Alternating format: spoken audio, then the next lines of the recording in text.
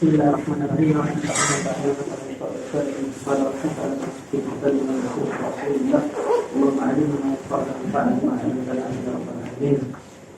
Qauluhu ta'ala man kana yuridu al-hayata ad-dunya wa zinataha nuwaffi ilayhim a'malahum fiha wa hum fiha la yubkhasun. Masuk ke pembahasannya ya. Dari kemarin yang perempuan laki-laki maknahu makna qawlihi innamal a'malu binniyat al-hadits. Jadi ini adalah dalil tentang bahwa seseorang itu mendapatkan apa yang dia niatkan. Kan innamal a'malu binniyat. Misalnya amal itu berdasarkan dengan niatnya masing-masing. Wa yadullu dzalika ala anna man shama fi ramadhana la an ramadhana la yaqa' an ramadan. Jadi hal tersebut menunjukkan bahwa kalau seandainya ada orang pada bulan Ramadan dia puasa, namun dia niatkan misalnya nawaitul qada misalnya ya. Padahal dia sedang di bulan Ramadan, tapi dia niatkan qada. Maka hal tersebut menunjukkan bahwa puasanya tidak sah dan nanti dia wajib mengganti di hari yang lain. Jadi pada hari itu dia bagaimana? Jadi dia hukumnya orang yang fitr atau orang yang tidak berpuasa. Maka apa kewajibannya? Dia tetap tidak boleh makan. Jadi dalam mazhab Syafi'i nanti orang yang di Ramadan tidak berpuasa di bulan Ramadan, kecuali orang haid ya, dan nifas dan segala hal-hal yang dibolehkan itu, maka dia tetap wajib untuk imsak. Dia tetap wajib untuk menahan diri dari makan, haus dan lapar. Itu dalam mazhab. Jadi di sini ada beberapa pendapat. Ya, 3 pendapat. Maka yang pertama, Zahaban Maliki atau Syafi'i atau Hanabilah, bahwa ini dibaca kan? Dibaca ya.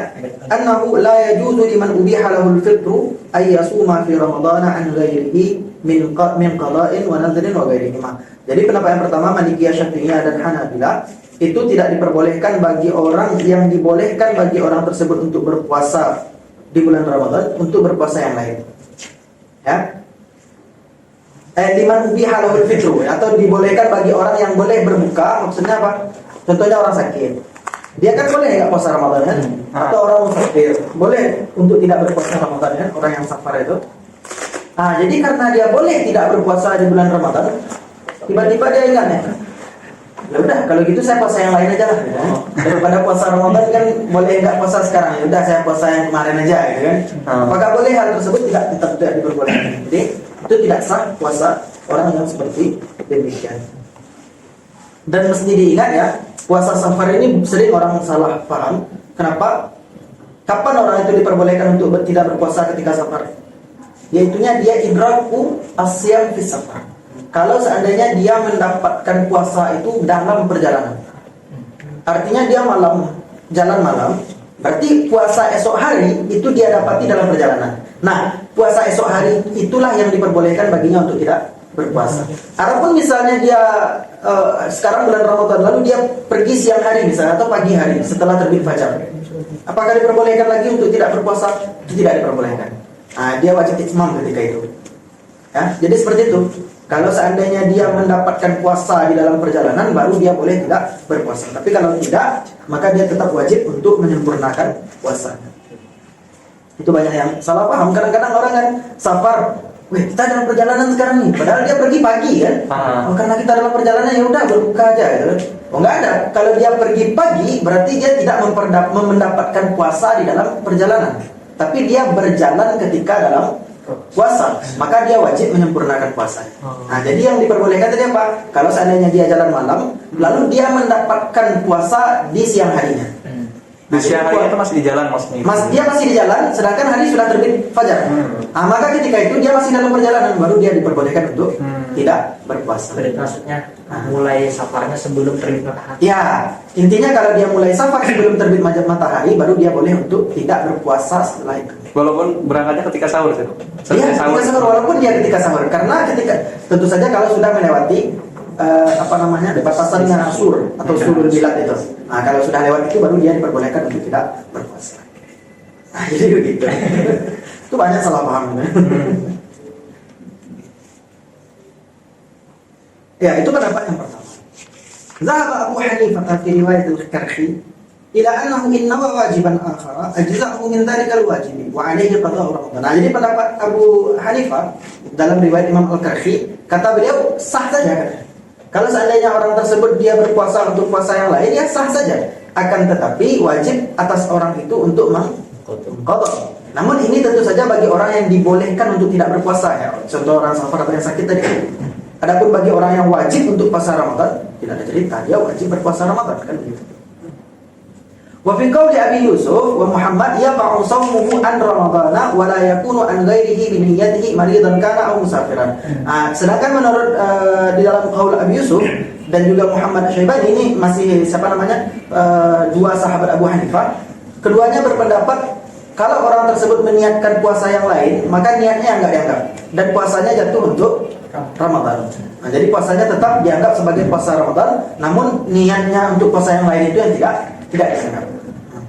Adapun yang rajih mana? Anna shoma fi Ramadana la an Ramadana la yaqa'u an Ramadana. Ya, ini tentu saja pendapat kita Syafi'iyah, bahwa orang yang berpuasa pada bulan Ramadan bukan dengan puasa Ramadan, maka dia tidak jatuh terhadap puasa Ramadan. Ya sudah, tidak sah puasanya. Karena apa alasannya? Karena kenapa diperbolehkan bagi orang yang sakit tidak berpuasa?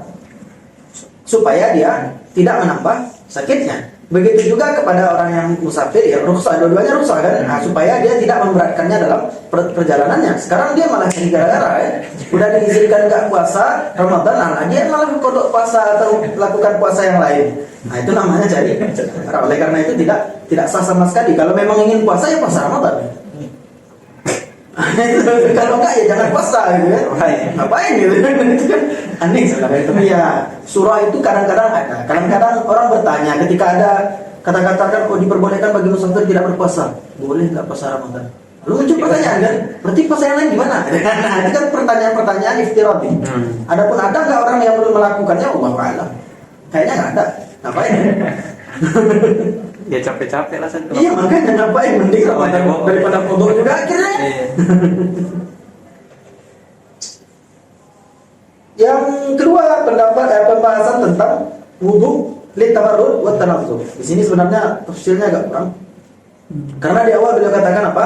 Anna al-wudu ala budda fihi min an-niyyati. Biqaulihi alaihi salatu wasallam innamal a'malu binniyat. Sebagai itulah. Intinya pendapat yang pertama mengatakan bahwa kalau seandainya niatnya untuk tabarrud dan juga untuk tanazzuf saja, maka itu tidak sah. Ya, makanya di atas dibilangkan wa yadullu ala anna man tawadda lit-tabarrudi wat tanazzufi la yaqa'u qurbatan an jihatus shalah. Maka itu tidak sah wudunya. Ya kan, tidak jadi dia menjadi qurbah an jihatus shalah. Adapun pendapat yang kedua, yaitu Abu Hanifah berkata, dan juga sebagian pendapat Syafi'iyah, bahkan tidak butuh kepada niat. Bahkan wudu itu sendiri tidak butuh kepada niat katanya. Karena niat itu hanya kepada ibadah yang maksudah. Apa itu ibadah maksudah? Yaitu seperti salat. Salat itu ibadah maksudah, sedangkan wudu itu hanyalah syurutus salat. Ya, dia adalah syarat salat. Oleh karena itu maka syarat salat ini bukan ibadah maksudah katanya. Dia hanyalah syarat. Sebagaimana menutup aurat, apakah dibutuhkan berniat menutup aurat? Tidak. Apakah dibutuhkan menghilangkan najis untuk berniat? Tidak juga. Oleh karena itu apa alasannya mewajibkan mengangkat berwudu menggunakan niat, gitu kan? Oleh karena itu kata beliau tidak dibutuhkan niat sama sekali menurut pendapat Abu Hanifah. Ya, jadi itu dua pendapat yang ada di sini.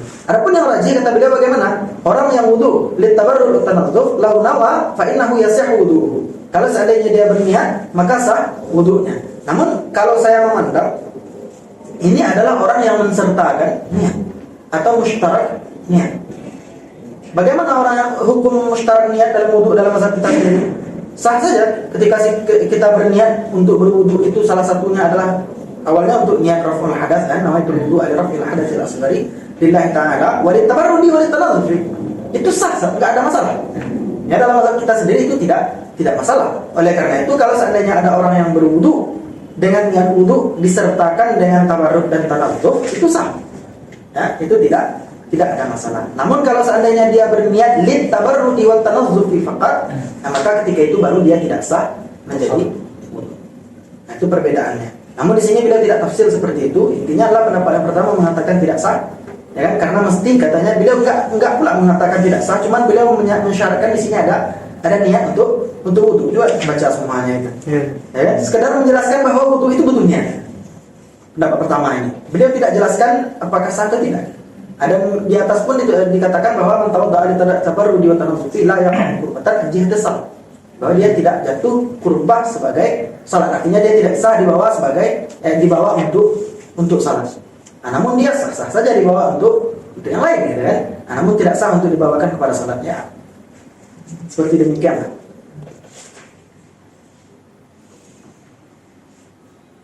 Apa lagi? Lanjut. Wa qauluhu ta'ala wa nada Nuhun rabbahu faqala rabbi inna ibni min ahli. Nah, ini khilaf para ulama apakah anak Nabi Nuh itu benar-benar anaknya atau bukan anaknya. Nah, sama ibnahu min ahli. Wa hadza yadullu ala anna man awsa li ahlihi bi thuluthi malihi annahu ala man huwa fi jarihi. Ya, ini sebenarnya istidrak, yaitu mendatangkan sesuatu yang tidak, ya, intinya adalah kata beliau bahwa ayat ini menunjukkan kalau seandainya seseorang berwasiat kepada keluarganya dengan sepertiga daripada hartanya, maka hal tersebut mencakup seluruh orang yang ada di dalam ayalnya. Ayalnya itu apa maksudnya? Orang yang wajib dia menafkahi orang-orang tersebut, baik itu keluarganya ataupun bukan keluarganya. Makanya beliau katakan sesudah itu bagaimana? Fadalla qaulu Nuhin ala dzalika wa qala Allah Ta'ala fi ayatin ukhra wa laqad nadana Nuhun falani'mal mujibun wa najjaynahu wa ahlahu minal karbil 'adzim. Maka dan kami selamatkan dia Nuh dan keluarganya Nuh dari banjir yang besar itu, dari azab itu. Maka dari banjir yang sangat besar itu, fasamma jami'a man dammahu manziluhu wa safinatuhu min ahlihi. Maka Allah namakan seluruh orang yang ada di rumahnya ataupun yang ada di kapalnya sebagai ahli. Nah, maka oleh karena itu, kalau seandainya kita misalnya ada anak angkat, ada apalah gitu yang kita jadikan sebagai iyal kita, yang kita jadikan bahwa kita lah yang akan memberinya nafkah, lalu kita wasiatkan bahwa aku berwasiat kepada keluarga aku sepertiga hartaku, maka itu mencakup kepada mereka. Nah, ayat ini yang menunjukkan akan hal tersebut, kata beliau. Wa qawlu Nuhin alaihi salam inna bani min ahli, yani min ahli alladhina wa'adtani an tunjiyahum. Fa akhbara Allah Ta'ala annahu laysa min ahlika alladhina wa'adtuka an tunjiyahum.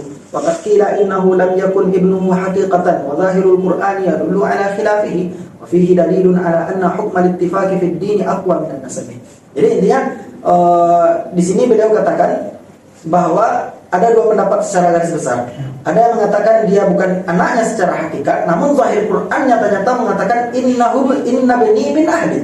Ya, inna bani min ahli. Ya, ini jelas-jelas beliau mengatakan anakku adalah saudara. Nah, maka berarti dia anak Nabi Nuh secara hakikat. Nah, coba kita lihat tafsir khilaf yang ada di sana. Pendapat yang pertama mengatakan apa?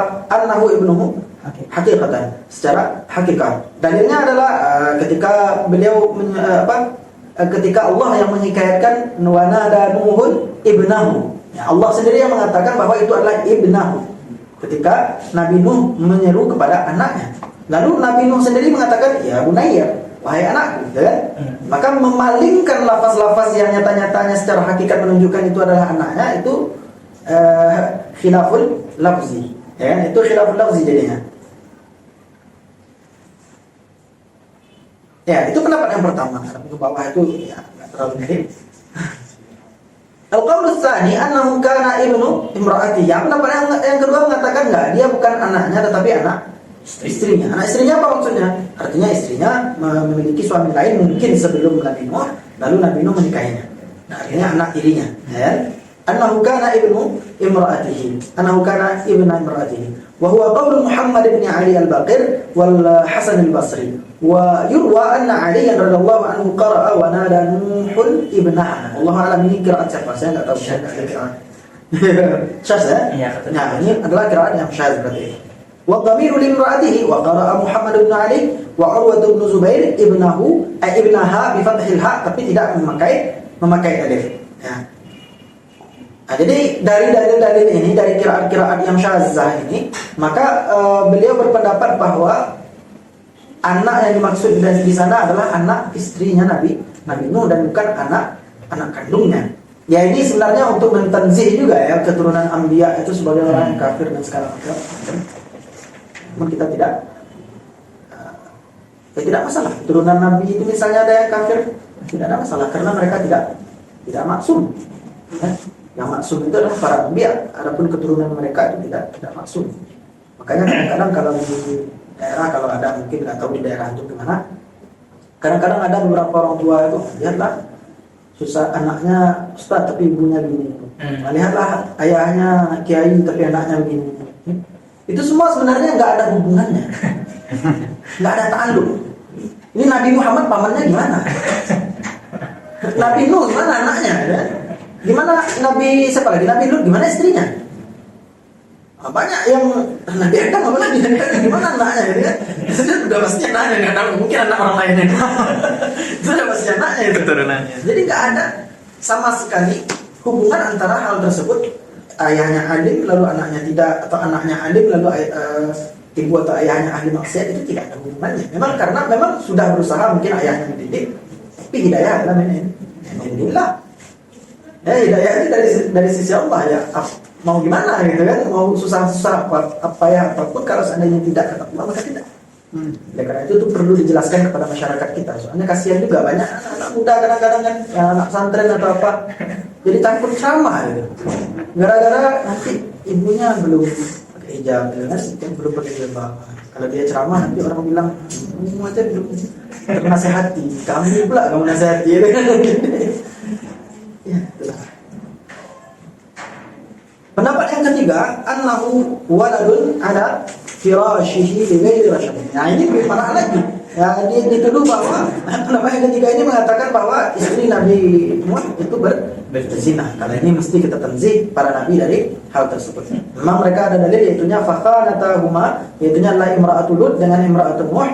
Jadi istri Nabi Nuh ataupun istri Nabi Lut, kedua-duanya itu berkhianat kepada suaminya. Namun hal tersebut bukan berarti khianah di sana adalah khianah zina. Ya, tidak selalu khianah di sana disebut dengan khianah zina. Maka ini sangat ditolak pendapat tersebut.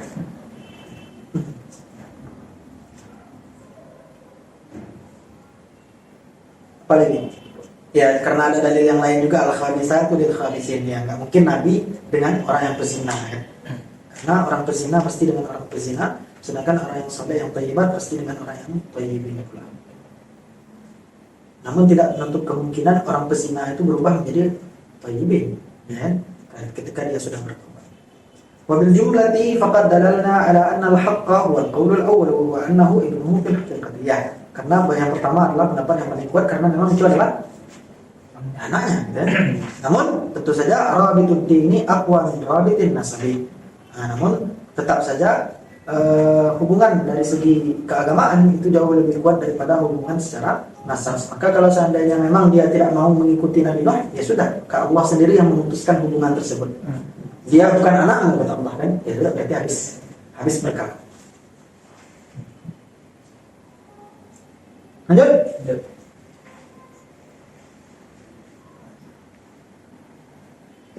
Qauluhu ta'ala wasta'marakum fiha yadullu ala wujubi imaratil ardi fa innal isti'mara talabul imarati wa talabul mutlaqu min Allah ta'ala lil wujub. Jadi wasta'marakum fiha ini kisah tentang Nabi Saleh dengan kaum Samud, ya.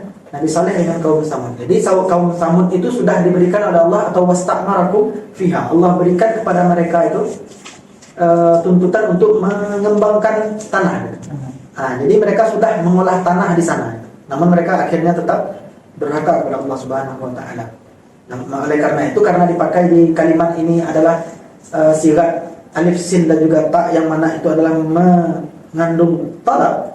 Ini menunjukkan bahwa imaratul ardi itu adalah hukumnya wajib. Jadi kalau seandainya ada tanah yang mati, maka kita mesti untuk menghidupkannya. Imaratul ardi.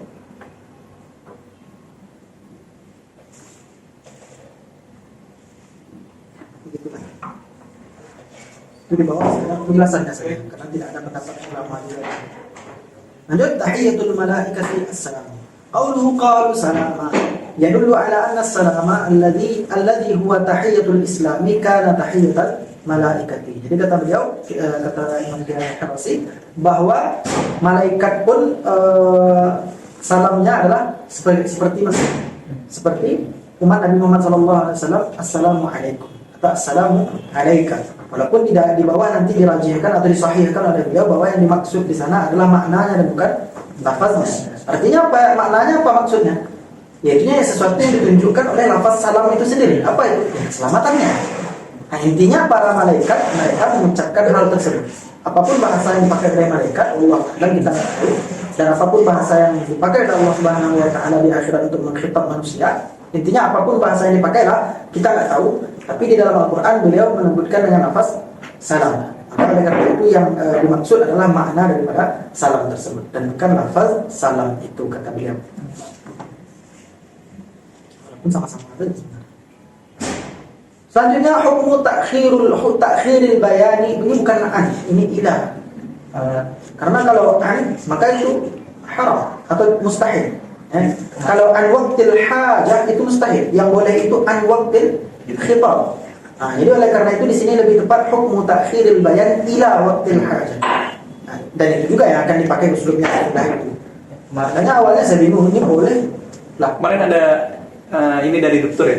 Kalau dokter kan pertama sebelum pakai buku nih ngejelasinnya juga tak sebaik ila waqtil hajah.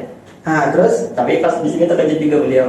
makanya gitu ini. Tapi ada khilaf-khilafnya dijelasin beliau. Ada. Ya. Jadi ya intinya kalau seandainya takhirul bayan an waqtil hajah itu enggak boleh. Tapi yang ada khilaf yang banyak khilaf itu adalah takhirul bayan an waqtil Waqtil khitab. khitab. An waqtil khitab. Nah, itu yang ada khilaf. Yang mana pendapat kita sendiri itu diperbolehkan. Karena ketika kita mengkhitab seseorang ya wajib sholat ya. Cuman kapan sholatnya, gimana sholatnya, yaitu ketika masuk waktu wajibnya. Contohnya aqimus shalah di dulu syams. Nah, sholatlah kamu ketika tergelincir matahari zuhur kan. Maka ketika itu kapan wajib sholat? Berarti ketika tergelincir matahari atau ya ketika tergelincir matahari. Dan apakah wajib bagi Allah untuk menjelaskan? Apakah boleh bagi Allah untuk mengakhirkannya sampai sebelum terbit matahari, sebelum tergelincir matahari? Boleh saja. Karena sekarang belum ada kewajiban, buat apa dijelaskan sekarang?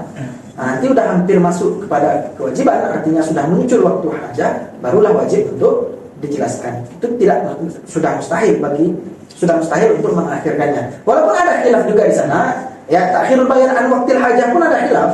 Cuma khilaf itu sangat lemah karena secara akal bermainnya nanti. Bahwa secara akal Allah mungkin saja terserah hati ya udah. Jadi ya nggak ada masalah katanya. Walaupun pendapat yang rajih mengatakan itu muhal karena apa? Karena ketika orang sudah butuh kepada sesuatu tidak ada penjelasan gimana cara mengerjakannya. Maka itu menuntut kepada sesuatu yang tidak bisa kita lakukan. Ya kan? Atau takliful muhal ya kan? Maka itu tidak diperbolehkan ya. Itulah.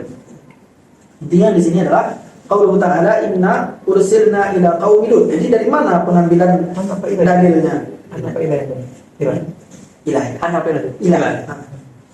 Karena kita kalau an fi waqtil khitab. Ayat hukum takhiril bayan an waqtil khitab atau hukum takhiril bayan ila waqtil hajah.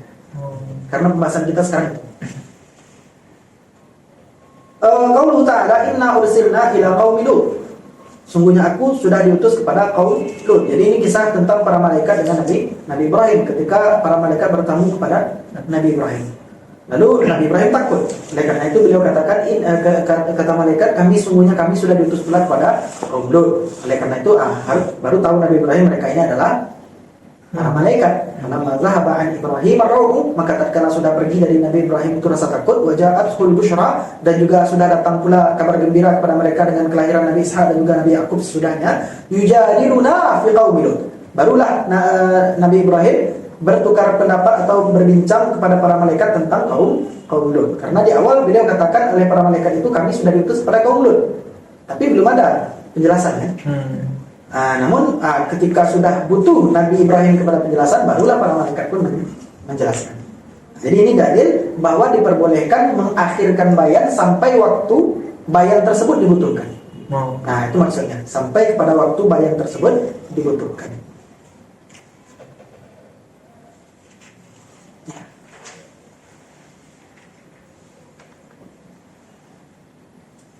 Lalu sesudah itu kan kenapa dalilnya bahwa di situ ada apa namanya? Kenapa dia menjadal malaikat ya? Kenapa kan intinya adalah Nabi Ibrahim bertanya kenapa para kaum Nabi Lut itu diazab padahal Nabi Lut ada di sana. Lalu apa azabnya? Karena itu bilang qala inna fiha lutan qalu nahnu a'lamu biman fiha.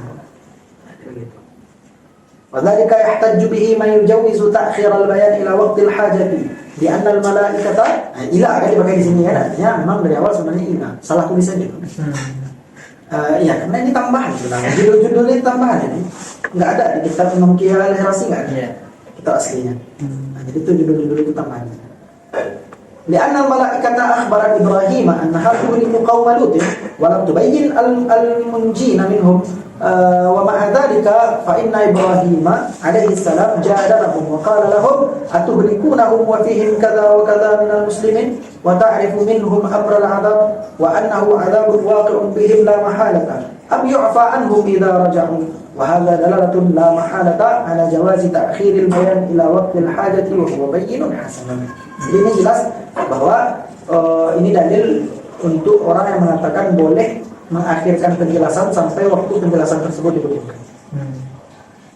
Nah di bawah lalu beda tafsir kan, ta'khirul bayan ila waqtil hajah, maka yang pertama adalah jaizun inda ahlil haqq khilafan lil mu'tazilah. Beda bagi pendapat Mu'tazilah dan sebagian daripada sahabat atau kebanyakan daripada sahabat-sahabat Abu Hanifah dan ashabiz zahir, wa ilaihi zahaba Abu Ishaq al-Marwazi wa Abu Bakar as-Sayrafi. Jadi intinya mu'azzam ulama itu sepakat bahwa diperbolehkan untuk mengakhirkan bayan kepada waktu hajat.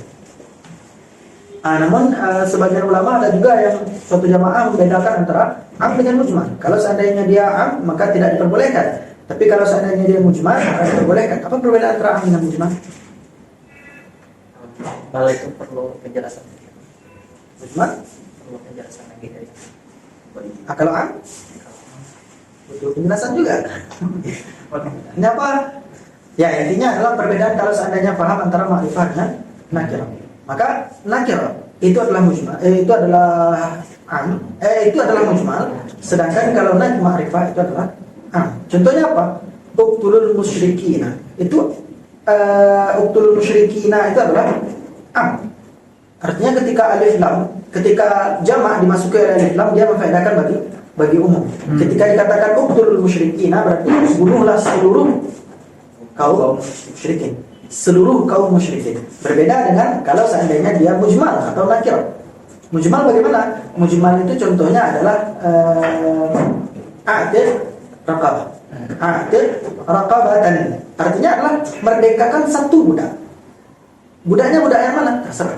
Itu bedanya mujmal dengan am. Kalau am tadi dia mencakup seluruh kaum muslimin.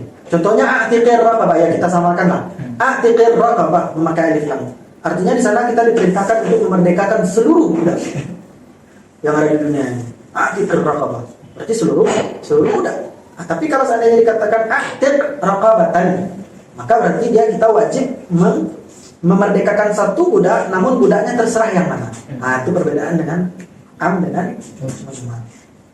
Jadi mujmal ini dia umum, tapi mentality syiar tersebar. Apa maksudnya itu? Gimana saya menjelaskan? Intinya terserah budak mana. Contohnya i'tini birajulin, datangkan kepadaku seorang laki-laki. Terserah laki-lakinya yang mana. Tapi kalau kita katakan i'tini birrajuli, datangkan seluruh laki-laki kepadaku. Itu perbedaan antara am dengan mujmal. Maka kalau yang mujmal, kalau dia ada sambungannya, penjelasannya maka dinamakan dengan muqayyad. Contohnya a'tiq raqabatan muslimatan. Bunuhlah raqabah yang muslim saja. Artinya dari tadi awalnya satu budak, terserah budak manapun, maka keluarlah dengan kalimat raqabatan muslimatan dikaitnya. Yang awalnya dia satu budak, terserah budak manapun, menjadi satu budak yang muslim saja. Itu perbedaannya. Kalau seandainya uqtulul musyrikina, ya tentu saja nanti ada kait-kaitnya. Contohnya yang memerangi kita, gitu kan? Maka itu namanya kait. Itu namanya khas. Jadi bunuhlah seluruh kaum musyrikin yang memerangi kamu. Adapun selain dari demikian jangan diperangi. Perbedaan antara mujmal dengan ya tidak susah sebenarnya, karena keterbatasan bahasa Indonesia ini dalam menjelaskan. Atau saya yang terbatas bahasa Indonesia, saya bisa jadi juga kan, Allah alam. Karena nggak tahu apa bahasa Indonesia mujmal misalnya. Apa secara umum juga. Misalnya ijmali, secara umum kayaknya gitu. Saya bingung juga bahasa Indonesia mujmal gitu kan. Cuma secara bahasa Arab Ya paham ya, cuma nggak tahu bahasa Indonesianya apa. Makanya kadang-kadang susah jelaskan. Ya intinya begitu. Jadi suatu jamaah membedakan antara an dengan mujmal. Sebagian yang lagi membedakan antara wa'ad dengan wa'id. Wa'ad apa? Kabar gembira. Wa'id apa? Ancamannya janji ancaman bertakwa. Ya, ancaman lah. Lalu selanjutnya beliau jelaskan tentang dalil-dalil bolehnya takhirul bayan tersebut. Yang pertama, annahu law kana mumtani'an lakana istihalatihi bi dzatihi aw ifda'ihi ila muhadid. Jadi, kalau seandainya dia sesuatu ini bisa dihukumi mustahil ketika dia memang mustahil secara zatnya atau dia membawa kepada sesuatu yang mustahil, baru dia bisa dihukumi sebagai mustahil. Jadi sesuatu yang membawa kepada kemustahilan mustahil, atau dia mustahil secara zat. Contoh mustahil secara zat apa? Wujud Tuhan yang kedua, itu mustahil secara zat. Atau sesuatu tersebut membawa kepada kemustahilan. Ya contohnya mengadakan Tuhan lagi gitu. Maka hal tersebut membawa kepada kemustahilan. Nah, maka dua hal ini dihukum sebagai mustahil. Selain daripada itu berarti jawaz. Nah, begitu juga takhirul bayan. Apakah mengakhirkan bayan itu mustahil secara zat? Apakah mustahil bagi Allah mengakhirkannya? Tidak. Dan apakah dia membawa pula kepada sesuatu yang mustahil? Tidak juga. Ya, tapi kalau an waqtil hajah, ya kalau dia diakhirkan dari waktu kebutuhannya, itu membawa kepada kemustahilan. Kenapa? Karena kita mesti mengerjakan sesuatu yang nggak bisa kita kerjakan. Berarti itu membawa kepada kemustahilan. Berarti dia mustahil. Ya, oleh karena itu takhirul bayan an waqtil hajah mustahil, sedangkan takhirul bayan an waqtil khitab tidak mustahil, atau ila waqtil hajah tidak mustahil. Ila berbeda ya.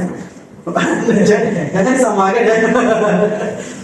Yang sekarang ini adalah takhirul bayan ila waqtil hajah atau an waqtil khitab, itu sama.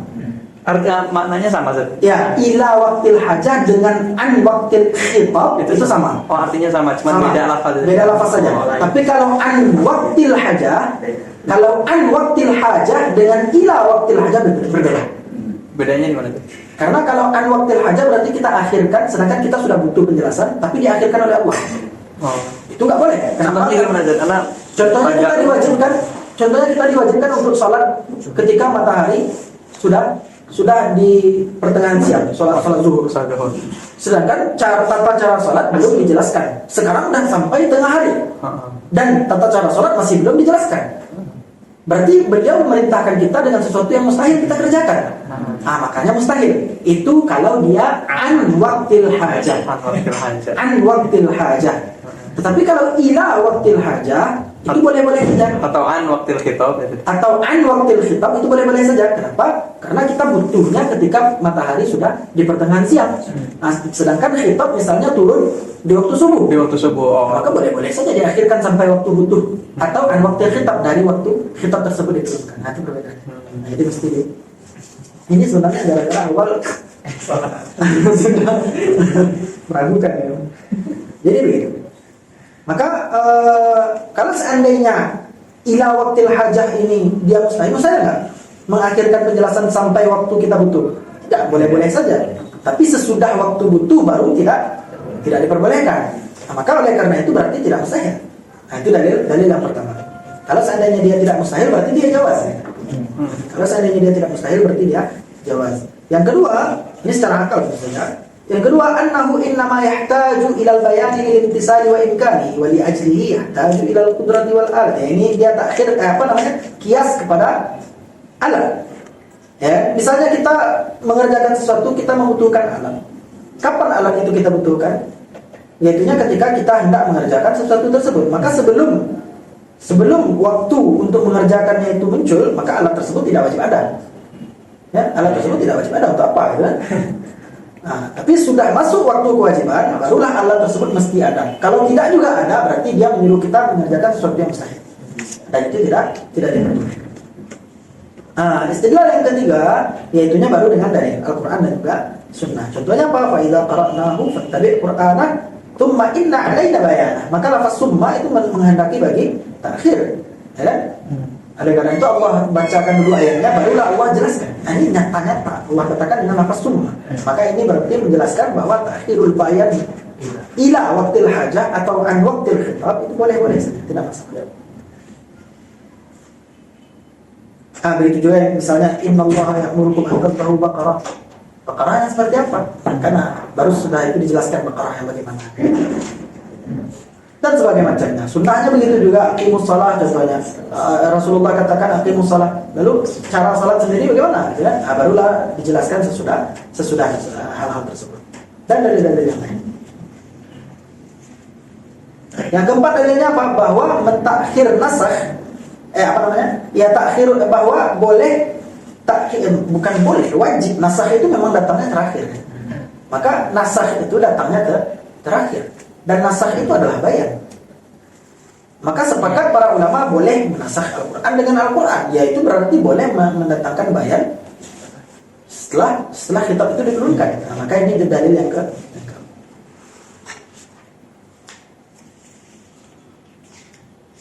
Lanjut. As-salatu tutlaqu wa yuradu biha din.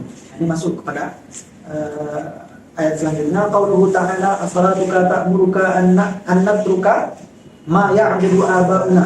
Apakah salat engkau, wahai siapa ini Syuaib, memerintahkan engkau untuk kami meninggalkan apa yang disembah oleh nenek moyang kami? Yustadallu bihi ala anna salata tanha 'anil fahsya'i wal munkar wa qad qila as-salatu hahuna ad-dinu fa yustadallu bihi ala anna salata tutlaqu bi ma'na. Yang pertama, bahwa dari ayat ini kita katakan bahwa salat itu sendiri mencegah dari perbuatan yang keji dan juga perbuatan yang munkar. Dan yang kedua maknanya adalah bahwa salat di sini menunjukkan makna agama. Artinya adinuka ta'muruka an natruka ma ya'budu aba'una. Apakah agamamu yang menyuruh kami untuk menyuruhmu untuk kami meninggalkan agama nenek moyang kami? Fa yustadallu bihi ala anna salata tutlaqu bi ma'na din. Ya, intinya di sini ada beberapa pendapat bahwa ada yang mengatakan lafaz salat di sini memang adalah salat. Yang pertama din wal iman yang disebutkan. Di anna salata azharu syi'arid din wa ja'alu dzikra salati kinayatun 'anid din. Jadi maksudnya adalah din. Dan kenapa dipakai lafaz salat? Karena syiar terbesar umat Islam itu, agama itu adalah salat. Adalah salat. Oleh karena itu dipakai lafaz salat sebagai kinayah. Yang kedua, bahwa maksudnya di sini adalah memang salat itu sendiri atau al-amalul makhsusah. Ini enggak ada masalah. Perbedaan pendapat di sini juga tidak akan meninggalkan khilaf yang besar. Enggak ada taksirnya juga bagi khilaf. Lanjut, hukmul julusi fi majalisiz zalimin. Qauluhu ta'ala wa la tarkanu ila alladziina zalamu fatamassakumun nar. Janganlah kamu condong kepada orang-orang yang zalim, ya, mereka, sehingga menyentuh akan kamu api neraka, sehingga kamu terbakar oleh api neraka. Yadullu 'ala an-nahyi 'an majalisiz zalimina wa mu'anasatihim wal insati ilaihim wa huwa mithlu qawlihi ta'ala fala taq'ud ba'da dzikra ma'al qaumiz zalimin. Jadi ayat-ayat ini menunjukkan bahwa kita enggak boleh duduk di majelisnya orang kafir. Ya, kalau sudah ada orang kafir buat majelis ya, dia bahas tentang agamanya lah, apalah, kita nggak boleh ada di sana. Nggak boleh juga insan. Masalah juga ya. Kalaupun ingin duduk di sana, maka mesti dengan ingkar. Kalau seandainya kita diam tanpa ada pengingkaran, maka hal tersebut berarti menunjukkan kepada ridha, dan hal tersebut asim, berdosa. Karena tidak diperbolehkan sama sekali.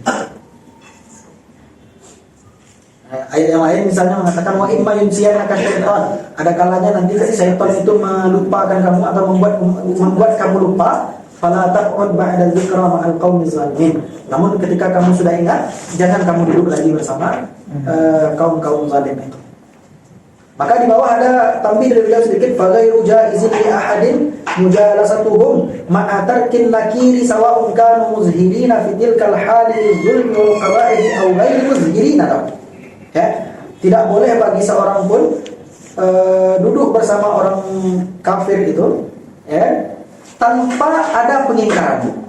Ya, ma'atarkin nakir, ini dia. Tanpa ada pengingkaran sedikit pun. Contohnya saat sekarang ini sekarang kan masa-masa apa namanya, Christmas, apa namanya? Natal. Ya kan Natal ya. Masa-masa Natal. Lalu ada orang yang sedang mengerjakan perayaan Natal, lalu kita ikut-ikut saja. Misalnya ada parade apalah itu kan, pasar malam apapun lah namanya.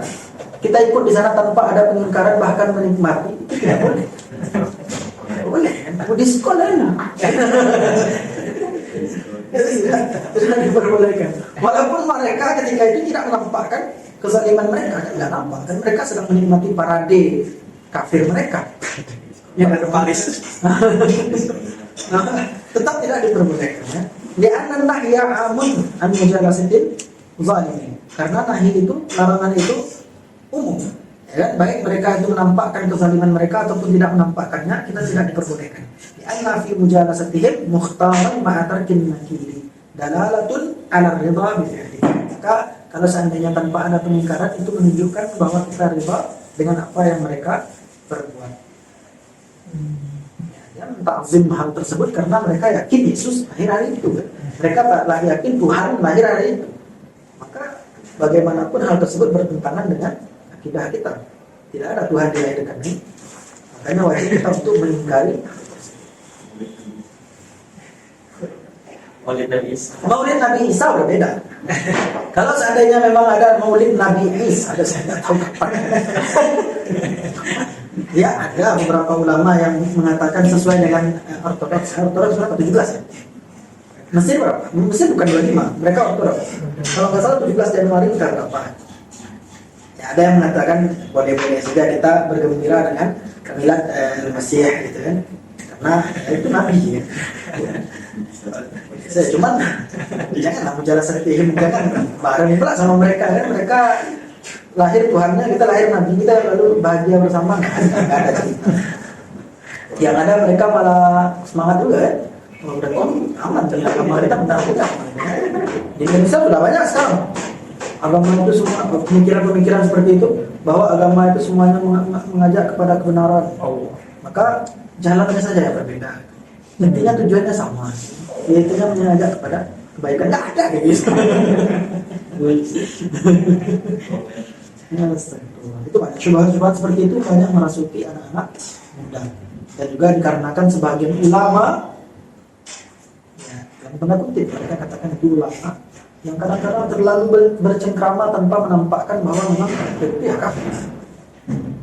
Ya ini kafir. Bagaimanapun mereka sesat.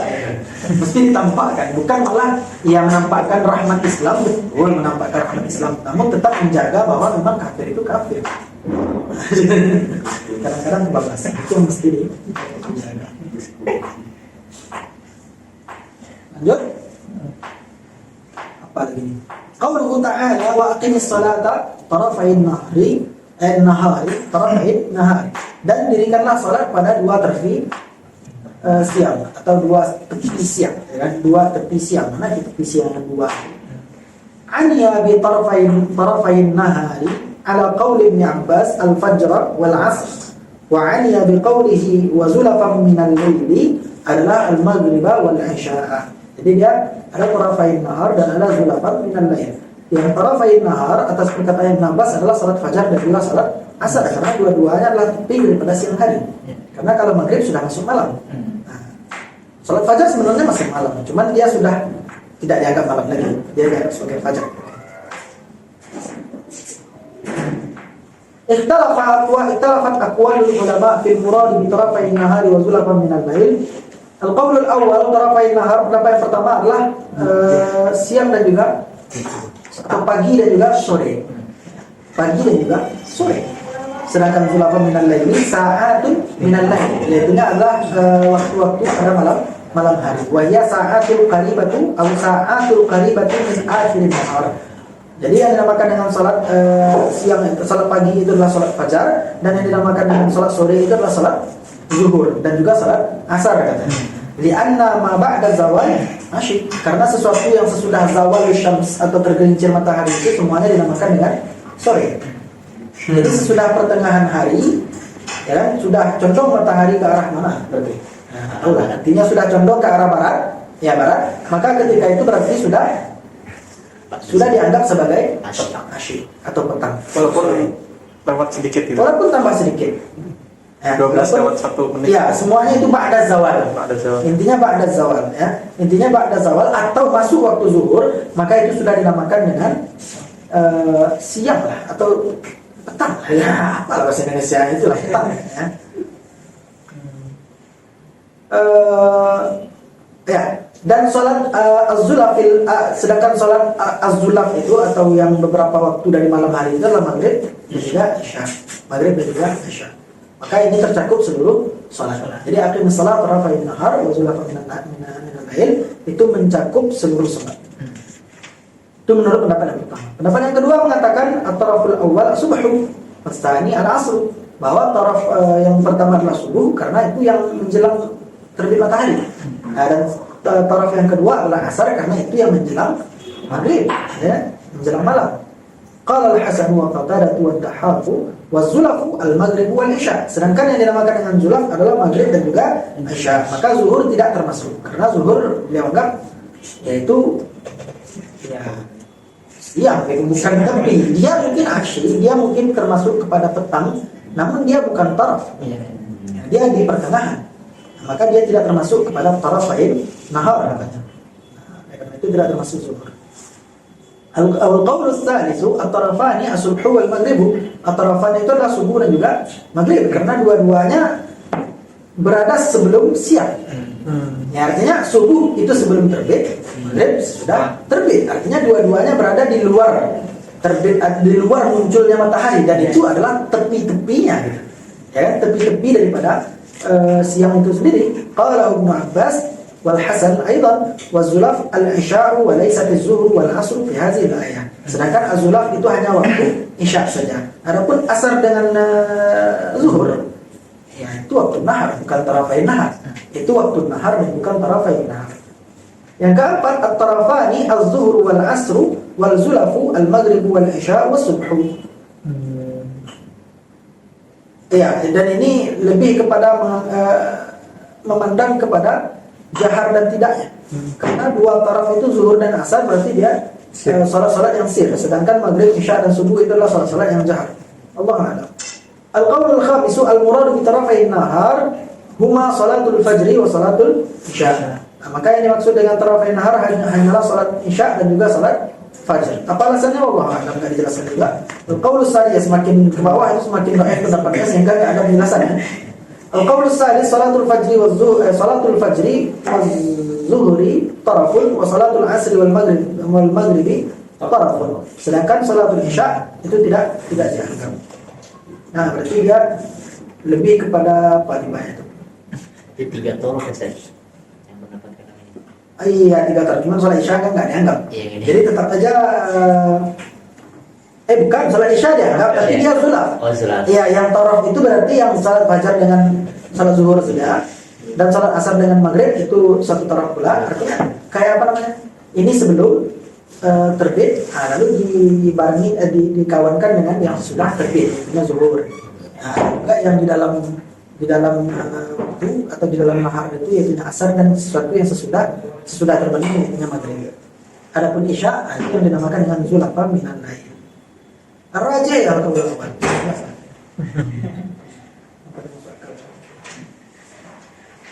Surat lanjut surat Yusuf. Allah Ta'ala la taqsus ru'yaka ala ikhwatika. Nah, ini ketika Nabi Yusuf menceritakan tentang mimpinya, bahwa beliau melihat 11 kaukaba dan juga matahari dan bulan itu seluruhnya bersujud kepadanya. Itu menandakan bahwa beliau adalah nabi. Maka kata Nabi siapa namanya? Yakub. Ayub, ya. Bukan. Yakub ya. Yakub. Iya, Yakub. Kata Nabi Yakub. Ya, kata Nabi Yakub apa? La taqsus ru'yaka ala ikhwatika. Jangan engkau kisahkan mimpimu ini kepada saudara-saudaramu. Maka ayat ini menunjukkan bahwa kita diperbolehkan untuk menyembunyikan nikmat. Ya, walaupun dari lain mengatakan fabi ni'mati rabbika fahaddits. Maka dengan nikmat Tuhan ini maka ceritakanlah. Namun kalau seandainya dengan bercerita itu menyebabkan darar, maka ketika itu boleh untuk menyembunyikannya. Apalagi di zaman sekarang, flexing bukan flexing ini bunuh, ya kan? Ya, hal itu banyak menyebabkan mudarat. Oleh karena itu hasad.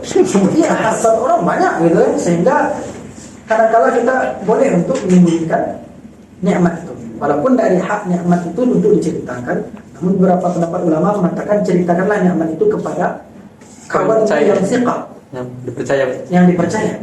Nah, kepada kawan yang sifat saja. Jangan di depan umum ya, flexing lah ya. Sehingga banyak orang yang dengki, yang iri, apalagi di kampung. Kalau di kota mungkin orang nggak peduli, kalau di kampung. Tetangga. Banyak orang yang akan iri itu mesti berpandai-pandai. Waqala an-nabiyyu wa dzalika yadullu ala jawazi tarki izhari an-ni'mati an 'inda man yakhsha 'ilatahu hasadan wa kaidan. Waqala an-nabiy sallallahu alaihi wasallam ista'inu ala hawaijikum bil kitman fa inna kulla dhi ni'matin mahzur. Jelas kan? Setiap ada orang yang mendapat nikmat pasti ada orang yang dengki. Enggak orang lain keluarga pun kadang. Itu dah fitrah manusia juga. Lanjut qauluhu ta'ala bal sawwalat lakum anfusukum amra sabrun jamil tasabrun.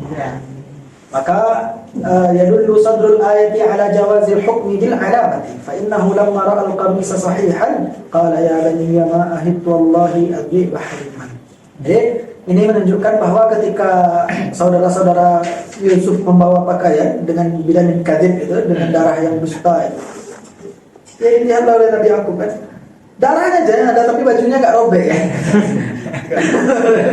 Jelas kan dustanya kan, terlalu jelas gitu.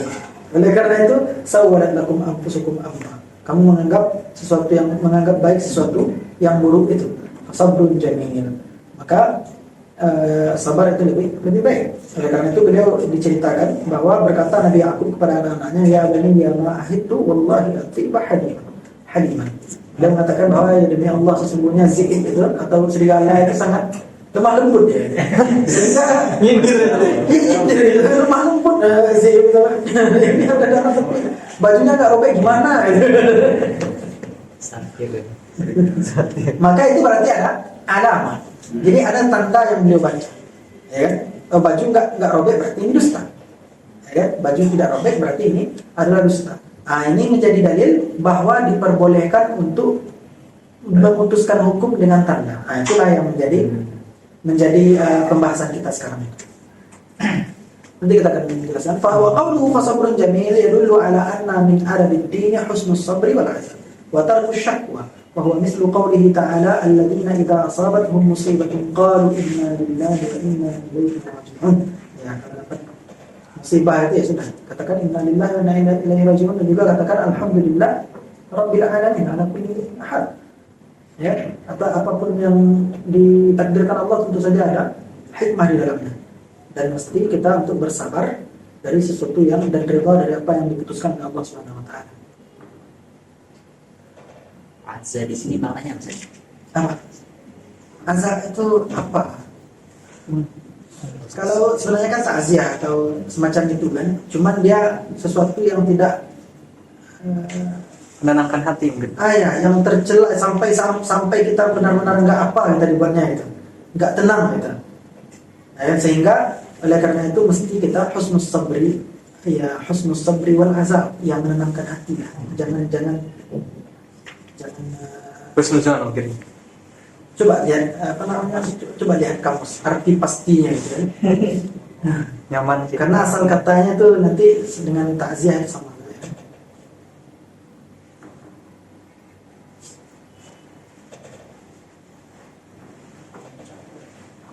Hiburan, kenyamanan. Ya itulah. Intinya kita buat kita nyaman. Jangan gara-gara sesuatu musibah itu malah nggak ridho kita dengan takdir Allah Subhanahu wa taala, karena banyak itu dan sehingga bisa Ngeduman. syakwa yang mengeduman ya namanya. Itulah.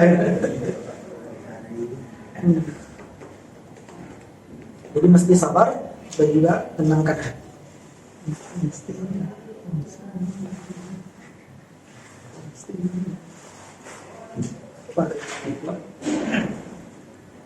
Nanti dulu. Qauluhu ta'ala wa asarruhu bida'atan, dan mereka menyembunyikannya sebagai bida'ah atau barang dagangan atau barang bawaan. Namun Ibnu Abbas menafsirkannya di sini asarrahu ikhwatuhu wa katamu annahu akhuhum. Jadi Ibnu Abbas mengatakan bahwa yang dimaksud asarruhu bid'atan adalah saudara-saudaranya. Jadi saudara-saudara Nabi Yusuf itu menyembunyikan Nabi Yusuf dan wakatamu annahu akhuhum, dan mereka menyembunyikan fakta bahwa dia adalah saudara mereka. Nah, setelah itu bagaimana? Wa baya'ahum Yusufu ala dzalika al-kitman bi an la yaqtuluhu. Artinya baya'ahum itu artinya sepakat. Ya, Nabi Yusuf pun ya menyepakati kitman mereka itu, artinya dia diam juga gitu kan. Nah, supaya apa? Bi an la yaqtuluhu. Supaya saudara-saudaranya tidak membunuh. Nah, itu maksud daripada ayat tersebut. Walaupun secara zahir atau banyak terjemahan juga tafsir-tafsir mengatakan bahwa asarruhu bid'atan adalah perkataan orang-orang yang menemukan beliau di dalam sumur itu. Ya busyra hadza gulam, apa ya ayatnya? Hafal juga saya. Lanjut, wa 'anil Hasan bin Ali radhiyallahu anhuma annahu qada fil laqit annahu hurrun wa qara'a ya'udu bi thamanin bakhsin darahima ma'dudatin wa kanu fihi minaz zahidin. Dan juga di dalam ayat ini masih di dalam ayat yang bersambung sesudah itu dari Hasan bin Ali radhiyallahu anhu bahwa sesungguhnya beliau memutuskan pada laqit, apa itu laqit? Anak-anaknya, yaitu anak yang didapatkan di suatu tempat, misalnya nggak tahu kita anak siapa kan dapat itu laqit namanya. Kalau barang apa namanya? Luqatah. Kalau barang luqatah, sedangkan kalau anak manusia itu namanya laqit. Annahu hur, bahwa anak tersebutlah merdeka. Maka beliau membacakan ayat ini, wa syarahu bisa menembaksin, dan mereka menjual Nabi Yusuf itu dengan harga yang sedikit, beberapa dirham saja. Wa kanu fihi minaz zahidin, dan mereka tidak terlalu ingin kepada Nabi Yusuf itu. Jadi mereka zuhud kepada Nabi Yusuf, tidak tertarik kepada Nabi Yusuf. Orang-orang yang menemukan mereka ini, ya zuhud. Nah, maka ini menunjukkan bahwa sebenarnya anak yang mereka dapatkan itu merdeka, sehingga menjualnya pun tidak terlalu mahal. Allah akan seperti demikian penjelasannya. Karena Hasan bin Ali itu menggunakan ayat ini sebagai dalil bahwa laqit itu hur. Anak yang didapatkan itu adalah merdeka.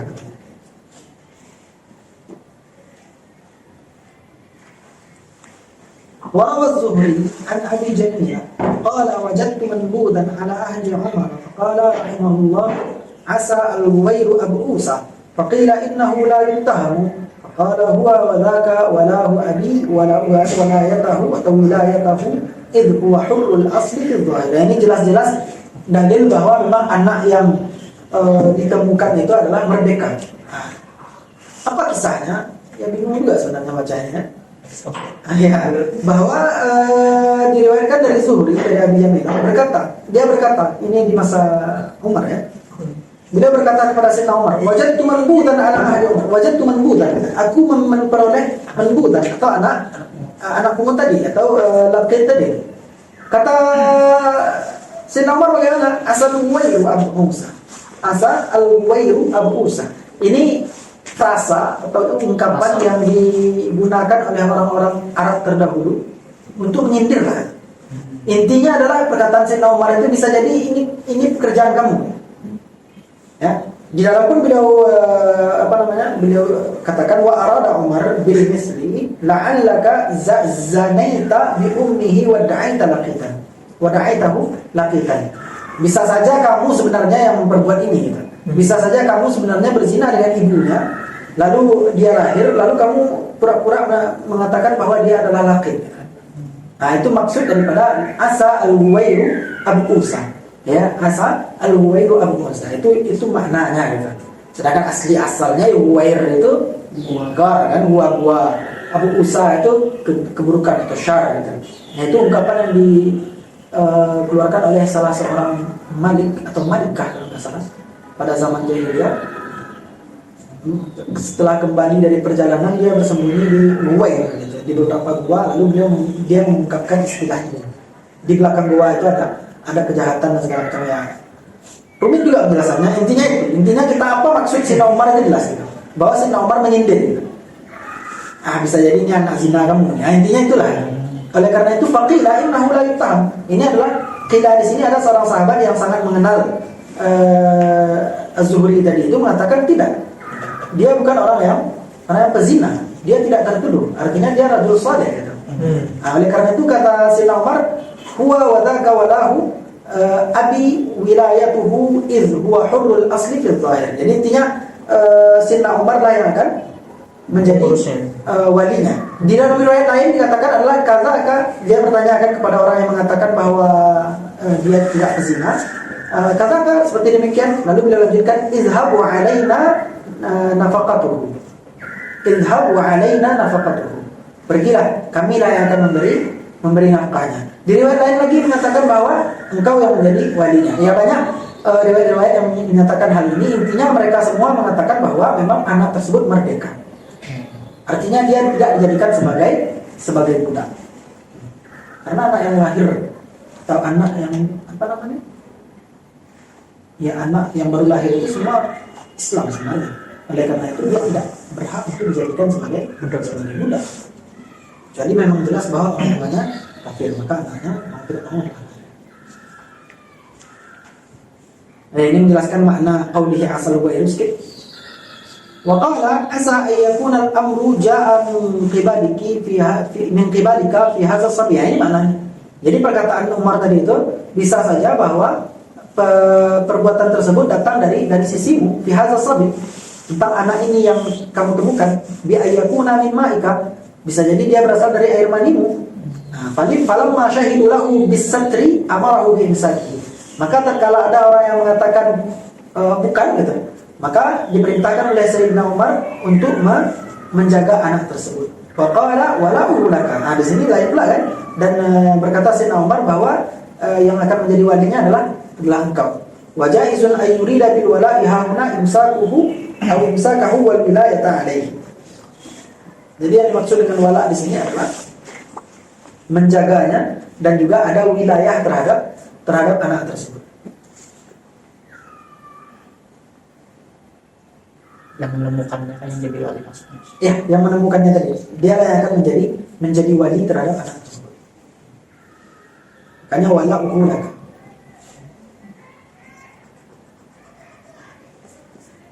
Qauluhu ta'ala wa kanu fihi minaz zakilin. Qila inna ikhwatihi kanu fis samani, inna ikhwatahu kanu fis samani minaz zahilin fa inna ma kana min abihim alla yughayyibuhu an wajhi abihim. Jadi berbeda lagi, ada pula yang mengatakan, kalau tadi kan kita katakan orang yang menemukannya yang mengatakan mereka itu tidak ingin. Ini pendapat lain mengatakan bahwa saudara-saudaranya lah yang tidak menginginkan harta dari Yusuf tersebut. Kenapa? Karena inna ma kana min abihi alla yughayyibuhu an wajhi abihi. Ya, karena dia kalau dapat pun enggak akan bisa menyembunyikan dari ayahnya. Ya, bagaimana mereka menyembunyikannya dari ayahnya? Ya? Nah, oleh karena itu mereka tidak ingin untuk mendapatkan banyak harta.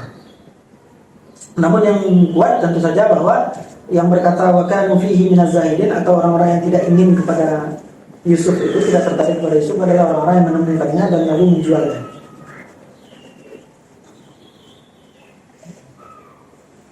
Wa qawluhu ta'ala wa syahida syahidun min ahliha. Rawahu Abbas annahu sabiyyun fil mahdi. Jadi siapa syahid ini? Kata Ibnu Abbas bahwa yang syahid itu adalah sabi, anak kecil yang masih di dalam ayunan. Nah, jadi ini ada selain Nabi Isa yang bisa berbicara dalam ayunan, yaitu adalah syahid yang saksi yang mengatakan in kana qamisuhu qudda min duburin misalnya. Kalau seandainya bajunya robek dari belakang, kalau seandainya bajunya robek dari depan, itu yang berkata demikian adalah anak kecil yang masih di dalam ayunan. Nah, itu kata Ibnu Abbas. Namun diriwayatkan pula bahwa yang berkata itu adalah seorang laki-laki. Ya, karena di dalam Al-Qur'an pun enggak dijelaskan apakah dia anak kecil, apakah dia laki-laki, enggak ada kan. Wa qala syahid wa syahida syahidun min ahliha. Itu aja. Ya kan, dan bersaksi salah seorang saksi dari keluarganya perempuan Aziz itu. Ini latar belakangnya apa? Apa tuh Ceritanya? Ini kisah tentang Nabi Yusuf dengan Zulaikha. Yaitunya ketika hammat bihi wa hamma biha. Nah, sebenarnya dua-duanya udah hampir ini kan. Cuman karena dijaga oleh Allah Subhanahu wa taala karena Nabi Allah kan. Nah, oleh karena itu nggak jadi. Lalu ditariklah oleh Imratul Aziz itu baju Nabi Yusuf dan robek dari belakang. Pas depan pintu dibuka pintu sama Aziz ya. Sama rajanya kan. Kayak gitu kan. Nah, pas ketahuan bagaimana? Ini istrinya, ini anaknya, anak angkatnya. Penonton kecewa gitu. Nah, makanya terjadilah ayat ini. Wa syahida syahidun min ahliha. Nah, maka syahid ini siapa? Ibnu Abbas mengatakan Sabiyyun fil mahdi dan riwayat lain mengatakan dia adalah seorang laki-laki. Wa minan nasi may yahtajju bi hadhihi al-ayati fil hukmi bil alamati fil luqatati wa katsirin min al-mawadhi'i hatta qala Malikun wa kazal nususu idza wujida ma'ahum amti'atun faja'a qaumun fadda'uha wa laysa lahum bayyinatun anna sultana yatalawwamu fi dhalika fa in lam ya'ti ghayruhum dafa'ahu ilayhim wa kadzalika al-ahliku. Jadi ayat ini menunjukkan bahwa diperbolehkan menghukumi tanpa dalil atau cukup dengan alamah saja. Karena nggak ada dalil sebenarnya. Seorang saksi nggak sah juga 2 orang saksi. Untuk zina malah 4 orang saksi. Nah, banyak hal-hal yang seperti demikian. Maka di sini hanya seorang saksi mengatakan bahwa kalau seandainya bajunya robek begini, dia pun nggak lihat. Saksi itu mesti sah jadi saksi kalau dia lihat kan. Tapi dia mengatakan kalau seandainya dia bajunya sobek dari belakang, berarti ya dari belakang fakat apa bahwa nasari, maka yang perempuan yang berdusta, yang laki-laki yang benar. Tapi kalau seandainya mengkubu dari depan, fasadatan bahwa maka benar perempuan yang laki-laki yang salah. Hal tersebut berarti si saksi tadi menghukumi dengan tanda saja. Dengan tanda, tandanya apa? Sobek baju. Maka beberapa ulama mengatakan bahwa kita diperbolehkan menjadikan alamah itu sebagai pemutus hukum. Di dalam mazhab Syafi'i sendiri nggak boleh. Tidak diperbolehkan karena mesti dengan dalil bayyinah. Ini pendapat lain. Oleh karena itu Imam Malik sendiri berkata bagaimana? Seperti demikian juga pada pencuri, ya kan? Apabila diperoleh beserta mereka pencuri itu beberapa barang, lalu datang satu kaum, lalu satu kaum itu mendakwakan bahwa barang itu adalah miliknya. Maka ketika itu bagaimana keputusan hakim? Maka hakim menunggu. Ya kan? Hakim menunggu dulu apakah ada orang lain yang datang atau tidak. Ketika tidak ada lagi orang lain yang datang, maka itu berarti menjadi tanda bahwa memang barang itu adalah milik mereka. Sah saja dikembalikan pada mereka. Berbeda dengan mazhab Syafi'i, nggak bisa seperti demikian. Walaupun ini pencuri, tapi benda ini sekarang berada di tangannya. Karena seandainya ada orang yang tiba-tiba ngaku itu adalah barang saya, datangkan dulu bukti. Lalu 2 orang saksi. Nah itu dalam mazhab kita. Nggak ada cerita. Datangkan bukti atau 2 orang saksi. Misalnya saya curi itu apa? Tep antum. Antum ngaku-ngaku kan itu tep saya, bawa ke hakim. Enggak, ini tep saya kata saya. Buktinya apa? Buktinya di tangan saya. Ya maka ini lebih kuat buktinya kan. Maka antum ketika ingin menuntut, bukan itu tep saya, dia mencuri dari saya. Maka hakim akan dengan antum urusannya lagi. Mana buktinya? Mana dalilnya? Bayyinahnya mana? Atau datangkan 2 orang saksi, atau ya ini, atau sumpah. Nah itu baru bisa dari ini. Karena apa? Ad-dalil ala al-mudda'i wa yamin. Dalil atas orang yang mendakwa, sedangkan yamin atas orang yang mengingkari. Ya, kalau saya yang mencuri berarti saya disumpah. Tapi orang yang mendakwa mesti mengatakan bayyinah.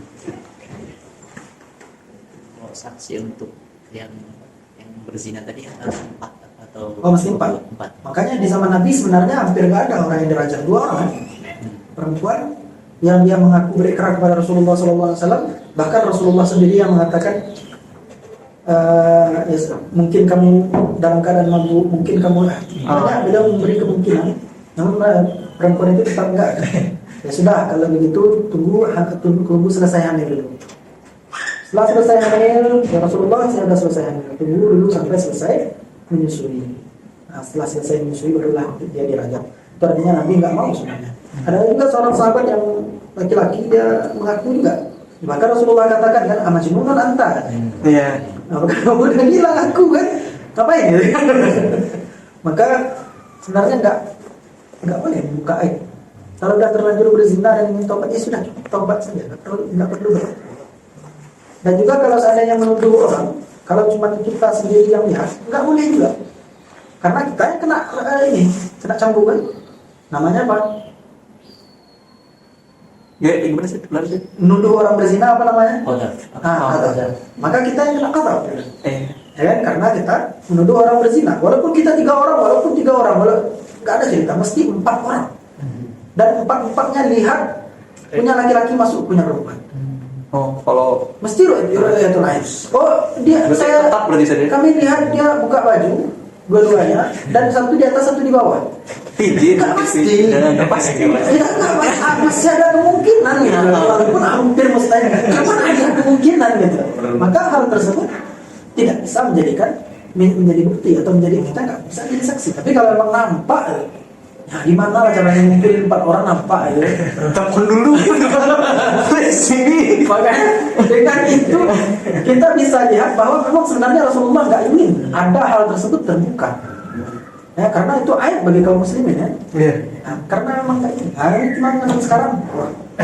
Viral terus. Malah video. Malah jadi konten. Gimana sih konten astagfirullah. Ya,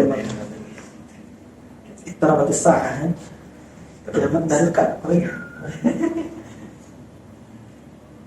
Ya, itulah. Lanjut, tafsiran di bawah ikhtalafa al-fuqaha fi mudda'i al-luqatah idza wasafa alamatil fiha. Berbeda pendapat ulama, bagaimana kalau seandainya ada orang yang kita dapat barang jatuh misalnya, kita dapat barang seseorang, HP misalnya. Lalu ada orang yang mengaku-ngaku, "Oh, ini punya saya." Bagaimana kita memberikan kepada dia? Mesti dengan tadi dalam mazhab Syafi'i sendiri nanti mesti dia ada bukti. Mesti dia ada bukti. Ketika ada bukti memang dia pemiliknya, baru boleh kita berikan. Nah, maka oleh karena itu faqala Abu Hanifah wa Abu Yusuf wa Zufar wa Muhammad wa Syafi'i la yastahiquha bil alamati hatta yuqima al bayyinata wa la yujbaru al multaqitu ala daf'iha ilayhi bil alamati wa yas'uhu ay yadfa'aha wa in lam yujbar alayhi fil qada. Jadi enggak ada cerita bahwa orang tersebut tidak berhak terhadap barang tersebut dengan alamah, dengan tanda saja. Ya, apa tandanya? Tandanya gimana lah? Nggak tahu saya apa tandanya. Misalnya adalah tanda-tanda, tapi bukan bukti.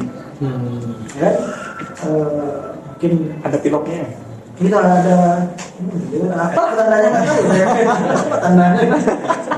Bingung juga saya nyampein tanda. Intinya apa dengan tanda? Mesti dengan bayinah yang memang ketika ada itu berarti pasti itu milik dia. Contohnya ada namanya, ada fotonya misalnya, bukan bayinah, kan? Jelas itu memang dia kan. Oh, tapi dia bilang bahasa Indonesia, itu tandanya milik saya. Ini orang Indonesia banyak di sini. Bukan kamu saja yang orang Indonesia. Kan enggak sah juga ya. Nah,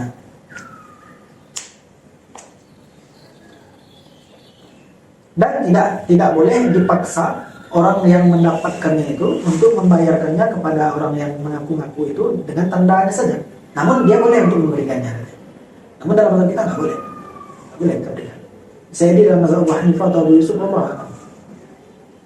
Yang kedua, qala Ibnu Al-Qasim fi qiyas qawli Malik yastahiquha bil alamah. Jadi pendapat yang kedua mengatakan ya, dia berhak mendapatkan harta tersebut dengan alamah saja. Oh iya, dia berbahasa Indonesia, sudah ambil kan. Wa yujbaru ala daf'iha ilaihi. Bahkan mesti kalau dia bawa ke hakim, maka hakim berikan kepada dia. Dipaksa orang yang mendapatkan barang itu untuk memberikan kepada orang yang mengaku tadi. Kalau ada alamah di sana, ada tanda-tanda di sana. Fa in ja'a mustahiqun. Nah, kalau bagaimana kalau seandainya orang aslinya datang? Setelah kita berikan sesuai dengan alamah itu kan, datang orang asli bawa bukti. Orang pemilik aslinya barang bawa bukti kan? Orang mengaku tadi cuma dengan alam, dia pakai bahasa Indonesia. Orang asli ini ada kotaknya, ada emailnya, ada ini segala macamnya, itu berarti ada bukti kan? Datang dia, bagaimana? Sedangkan barang sudah kita berikan. Fa in ja'a mustahiqun fastahaqqaha bi bayyinatin. Maka dia berhak lagi mengambilnya dengan bayyinah. Lam yutmanil multaqitu syai'an. Namun orang yang multaqid ya sudah enggak kena dhaman. Jadi kalau HP rusak pun, kalau sudah berada di pihak yang mengaku-ngaku tadi, maka orang yang menemukan yang pertama itu tidak dikenakan dhaman. Artinya dia kalau rusak dia tidak menjamin apapun. Berbeda kalau seandainya dalam mazhab kita. Dalam mazhab kita berikan kepada orang lain tanpa ada bukti misalnya, lalu rusak di tangan orang lain, kita yang kena. Kita yang sebagai pemainnya. Kenapa berikan tanpa ada bukti? Gitu? Yang punya tekan itu. Yang dia yang merusakkan. Itu urusan kita dengan dia. Ya, bukan urusan kita dengan pihak yang pemilik. Ada pemilik urusannya ya sama kita ya.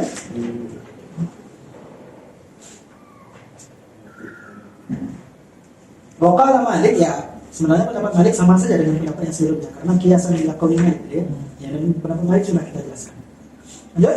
Waqala Abu Hanifah tadi atas Muhammadun fi mata'il baiti idza ikhtalafa fihi ar-rajulu wal mar'atu fa huwa lirrajuli. Ya sebenarnya ada tafsir ya.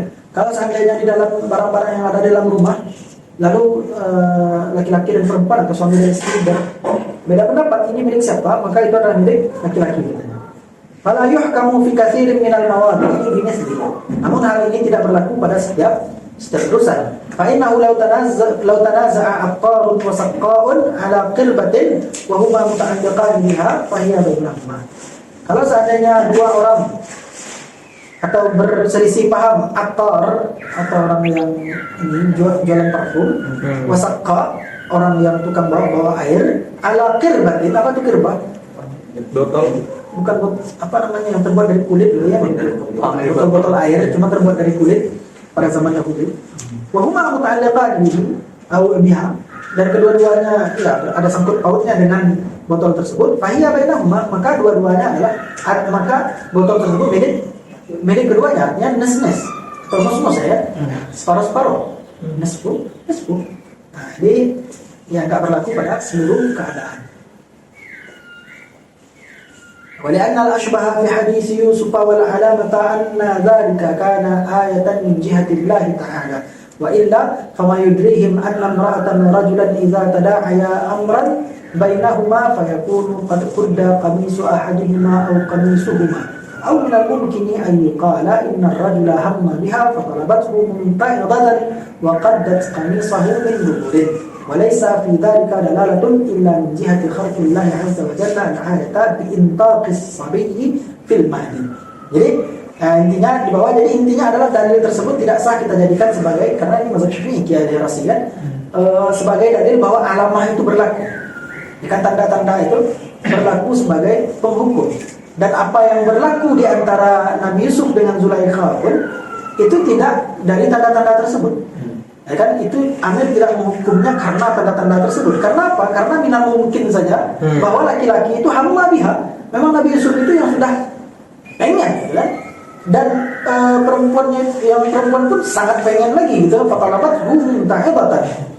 Lalu dia benar-benar sangat inginnya. Muntahibah itu berlebihan, apa itu artinya? Sehingga qaddat qamisahu min duburin. Sehingga karena keinginannya yang kuat itu, tuntutannya yang kuat itu, maka dia merobek bajunya dari belakang. Nah, bisa saja fayakun qadda qamisu ahadihima aw qamisuhuma, bisa jadi kedua-dua bajunya yang merobek atau segala macam lah itu. Banyak kemungkinan yang terjadi. Maka tidak bisa dijadikan tanda itu saja sebagai penghukuman. Oleh karena itu Imam Kiai Rasi lebih setuju dengan pendapat Ibnu Umar, Ibnu Abbas yang mengatakan bahwa saksi itu adalah sobi yang berada di dalam mahdi. Maka kharqillah inilah atau kharqillah itu apa, mu'jizat Allah inilah yang menjadi dalil bahwa memang hal tersebut tidak yang benar adalah Nabi Yusuf, dan itu yang menjadi dalil untuk menghukumi keadaan ketika itu. Jadi Amir atau Aziz itu menghukumi bukan karena tanda sobeknya baju, akan tetapi karena memang yang menjadi saksi itu anak kecil yang dalam buaya yang belum pandai berbicara, tiba-tiba ngomong. Buktiin gitu. Dia menjelaskan gitu, Pak. Karena itulah yang menjadi dalil gitu. Bukan tanda-tanda tadi. Karena tanda-tanda itu tidak sah untuk dijadikan dalil. Ya, anak ini nyata.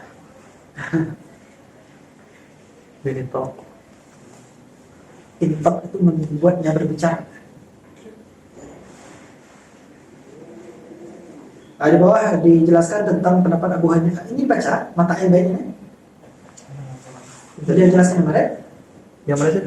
Mata Al-Bait, tentang mata Al-Bait itu dijelaskan. Jelaskan. Malah beliau lebih ditimbang ke kunutnya daripada Jadi pendapat Abu Hanifah mengatakan pada permasalahan mata baik, idza ikhtalafa fihi ar-rajul wal mar'atu inna ma yakunu lirrajul wa lirrajul. Kalau seandainya barang tersebut memang barang laki-laki, ya laki. Kalau seandainya barang itu memang barang perempuan, bajunya misalnya, ya kan jelas itu kan. Maka berarti itu milik perempuan. Wa maka lirrajuli wal mar'ati fa huwa lirrajul. Bagaimana kalau seandainya bisa dipakai untuk dua-duanya? Contohnya piring, tempat tidur, apalah itu kan bisa dipakai dua-duanya, maka itu lirrajul. Fahakamu fihi bi zahiri hayatil mata. Maka mereka menghukumi dengan zahir hayat mata. Itu kan menjadi tanda sebenarnya kan. Mereka menghukumi dengan tanda juga. Bahwa kalau ini berarti milik sini kan. Begitu juga mereka berkata pada pembahasan al-mustajir wal muajir, atau orang yang menyewa dengan orang yang menyewakan. Penyewa dengan apa sih bahasa Indonesia? Penyewa dan pemilik. Oh ya. Penyewa dan pemilik. Idza ikhtalafa, kalau seandainya berbeda pendapat mereka fi misra'i babin mawdu'in fid dar, ya pada apa namanya misra' itu kunci, gembok apalah gitu, yang semacam itulah yang ada di dalam di pintu itu. Innahu in kana wafqan li sira'in mu'allaqin fil bina'i fal qawlu qawlu rabbid dar. Kalau seandainya dia sama dengan kunci-kunci yang lain, maka berarti ketika itu milik, yang dibenarkan adalah pendapat pemilik. Ya kan enggak, ini saya masang, enggak saya masang, kan? Nah, kalau seandainya sama dengan yang lain, ya sudah berarti ini punya pemilik. Wa illam yakun wafqan lahu fal qawlu qawlun mustajir. Tapi kalau enggak, maka yang dibenarkan adalah yang si penyewa. Wa kadzalika in kana ada di sana jaza'un matruhun fi darin, ada tongkat atau tiang, wa alaihi nuqushun, di tongkat itu ada ukiran-ukiran wa tasawiru, dan ada juga gambar-gambar muwafiqatun li nuqushi juzu'is saqafi. Dan gambar-gambar dan ukiran-ukiran itu mirip dengan yang ada di tiang-tiang atau yang ada di tiang-tiang atap rumah pemilik. Ya kan, wa wafqan laha fal qawlu qawlu rabbid dar. Maka ketika itu yang dibenarkan tentu saja perkataan si pemilik. Ya enggak, ini punya saya, ini tiang ini. Nah, ini kiranya aja mirip gitu. Gimana mau ngaku-ngaku ya? Berarti dia yang dibenarkan adalah pemilik, perkataan pemilik rumah. Ini dalil bahwa memang mereka menggunakan alamah saja kan. Wa in kana mukhalifatan laha fal qawlu qawlu mustajir. Wa hadhihi masailu qad hakamu fi ba'dihha bil alamati wa lam yahkumu biha fi ba'dihha. Wala khilafa fi rajulaini tanaza'a ala qirbatina. Ini sudah dijelaskan di atas. Fa'amma qawluhum fil luqatati, namun perkataan mereka dalam pembahasan luqatah atau barang temuan, fa innal multaqita lahu yadun sahihatun, maka si multaqit maka itu memiliki yadun sahihah, artinya itu bisa menjadi milik dia. Wal mudda'i laha yuridu izalata yadihi, sedangkan orang yang mengaku-ngaku atau yang mendakwakan ingin menghilangkan kepemilikan itu dari tangan orang si multaqit. Wa qala Nabi sallallahu alaihi wasallam al-bayyinatu 'alal mudda'i wal yaminu 'alal mudda'a alaihi. Atau alaman akar. Maka ini menjelaskan bahwa orang yang mudda'i mesti mendatangkan dalil. Wa qaulul ladzi fi yadihi multaqatan la yukhrijul mudda'iya min ayyakuna mudda'iyan fala yusaddaqu 'ala da'wahu illa bi bayyinatin. Maka walaupun itu muntaqad atau luqatah, walaupun dia barang temuan, bagaimanapun orang yang mendakwakan tetap dinamakan dengan orang yang mendakwakan, atau orang si penuntut tetap dinamakan sebagai si penuntut. Oleh karena itu dia tetap butuh kepada bayyinah. Idz laisa lahu yadun, karena saat ini dia nggak ada kepemilikan terhadap barang tersebut karena barang itu berada di orang lain. Wal alamatu laysat bi bayyinatin, sedangkan alamah itu bukan bayyinah. Oleh karena itu tidak sah kita katakan kita jadikan alamah itu sebagai landasan untuk memperoleh barang temuan tersebut. Anna rajulan law da'a malan fi yadi rajulin wa a'ta alamatahu walladhi fi yadihi ghairu multaqidin lam yakun dzikrul alamati bayyinatun yastahiqu biha syai'an. Karena kalau seandainya ada orang yang mendakwakan tiba-tiba saya bilangkan itu punya saya itu, dan saya berikan tanda-tanda bahwa itu adalah punya saya, ya atau apa tandanya, dan itu bukan multaqid ketika itu, nggak ada cerita, itu tetap milik antum. Maka mesti saya datangkan bukti dulu baru bisa saya memiliki benda tersebut. Misalnya udah saya curi dulu kotaknya, jadi saya ada kotaknya, ada ininya. Kalau dibawa ke pengadilan saya bisa menang, karena saya ada buktinya. Gitu. Dukitan sih. Ya.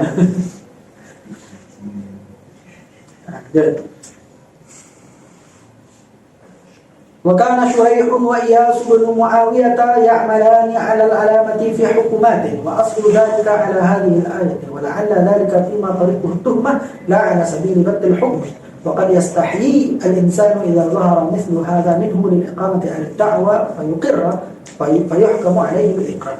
Ya, Imam Syuraih dan juga Iyas itu memakai alamah. Namun semoga saja mereka memakainya itu bukan tentang hukum-hukum, memastikan hukum, namun lebih kepada menuduh, untuk menuduh. Sehingga ketika dimunculkan alamah-alamah itu, orang yang tertuduh itu malu, lalu dia berikrar dengan sendirinya, iya saya yang mengajarkan. Sehingga dihukumilah dengan ikrar. Ya, semoga seperti itu. Namun beliau jelaskan di dalam bahwa sebenarnya imam-imam tersebut memakai alamah dalam hal-hal yang remeh. Contohnya ada wanita yang mengatakan ini adalah keturunan kucingku. Bukan, ini keturunan kucingku, kata perempuan yang lain. Jadi ini kan ada dua orang ngaku-ngaku kucing ini anaknya kucing saya. Ini adalah anak kucing saya. Dia sekedar katakan, ya, coba kasih kepada salah satunya. Kalau seandainya dia nyaman di sana, lalu dia ini segala macam, berarti itu anaknya. Kalau enggak, berarti enggak. Nah, itu yang beliau pakai, yang beliau jelaskan di bawah. Jadi beliau tidak memakai alamah sebagai penetap hukum. Nah, tapi sekedar untuk hal-hal yang seperti demikian ya nggak apa-apa lah, mana menetapkan kan. Kalau lukutan, Berarti buat kalau hal remeh boleh sih pakai alam. Buat hal-hal sebenarnya nggak boleh juga. Cuman ini contoh dalam masalah kucing. Makanya kalau di atas beliau kan tidak mengatakan hal-hal remeh kan. Beliau mengatakan semoga saja hal tersebut beliau lakukan dalam masalah tuhmah saja, tuduhan, sehingga orang tersebut malu dengan hal yang sudah dinampakkan itu, tanda-tanda yang dinampakkan, sehingga dia berikrar dengan sendirinya. Lalu hakim memutuskan dengan ikrar dia. Nah, ini tipu daya lah, semoga supaya dia berikrar kan.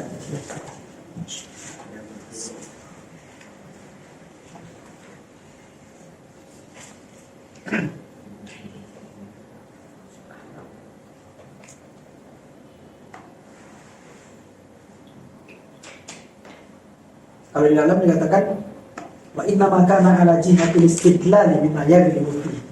Beliau hanya berdalil dengan istidlalnya itu dengan sesuatu yang biasanya begitu. Kalau anak kucing ini memang itu induknya, dia nyaman aja, induknya enggak marah. Lalu qauluhu ta'ala adghathu ahlam. Qad 'alimna anna ru'ya kanat sahihatan wa lam takun adghathu ahlam. Lianna Yusuf alaihi salam abdaraha ala sinayil khasbi wal jadbi. Ya, subur dan juga tandus kan. Wa huwa yubtilu qawla man yaqulu inna ru'ya ala awwali ma tu'abbaru li'anna al-qawma qalu hiya adghathu ahlamin wa lam taqa' kadzalika. Jadi ini apa namanya? Menyatakan bahwa kata-kata adghathu ahlam itu tidak benar. Tidak benar karena ternyata Nabi Yusuf mentafsir atau mentakbir, apa istilahnya? Takbir kan? Ya, takbir ru'ya itu mimpi itu bahwa akan datang suatu masa subur dan akan datang sesudahnya masa tandus. Maka simpanlah makanan-makanan kalian itu untuk persiapan pada masa tandus, dan bersedekahlah ketika ada masa tandus tersebut terjadi. Karena itu perkataan para mu'abbir mimpi yang sebelumnya bahwa itu adalah adghathu ahlam atau mimpi-mimpi kosong itu tidak benar.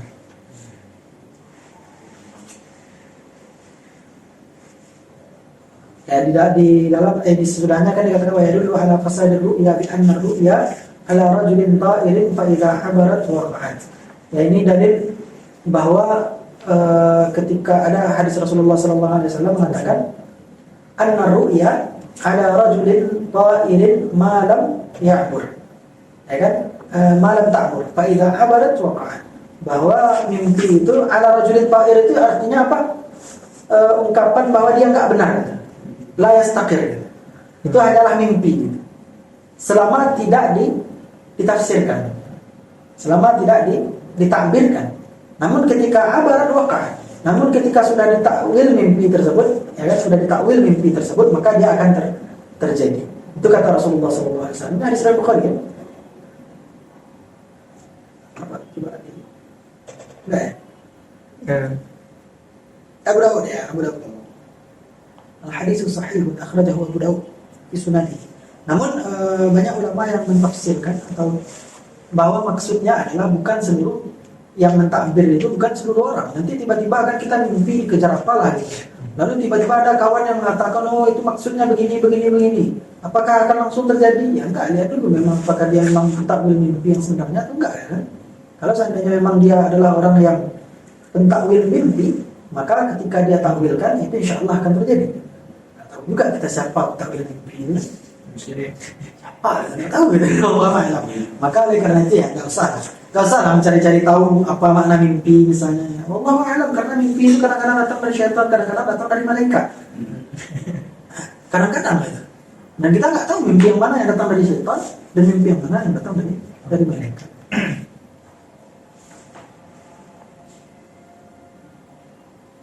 Qauluhu ta'ala falamma ja'ahu ar-rasulu qala irji' ila rabbika. Artinya tatkala datang kepada Nabi Yusuf itu utusan daripada siapa namanya? Aziz, berkata dia Yusuf, irji', kembalilah kamu ila rabbika, kepada Tuhanmu. Bukan Tuhan ya, kepada Tuhanmu. Artinya Aziz. Yadullu ala thabatin nafsi was sabri wa talabi bara'atis sahati liyakuna ajalla fi sadrihi inda hudurihi wa aqraba ila an yaqbala minhu ma da'ahu ilayhi min at-tauhid. Dia intinya adalah beliau itu menunjukkan atas ketetapan dirinya dan kesabarannya, dan dia ingin ketika keluar itu benar-benar bebas dari apapun, tuduhan apapun. Karena ketika dia sebelum keluar itu kan ditanya dulu bagaimana keadaan wanita-wanita yang ada yang dulu memotong tangannya gitu kan. Apa keadaannya sekarang. Oleh karena itu dia tidak langsung mau keluar, akan tetapi menunggu dulu. Karena akan ayatnya sebelumnya ma balun niswati allati qatta'na aydiyahunna. Nah, gitu. Supaya nanti setelah keluar maka dia keluar dengan bara'atis saha, artinya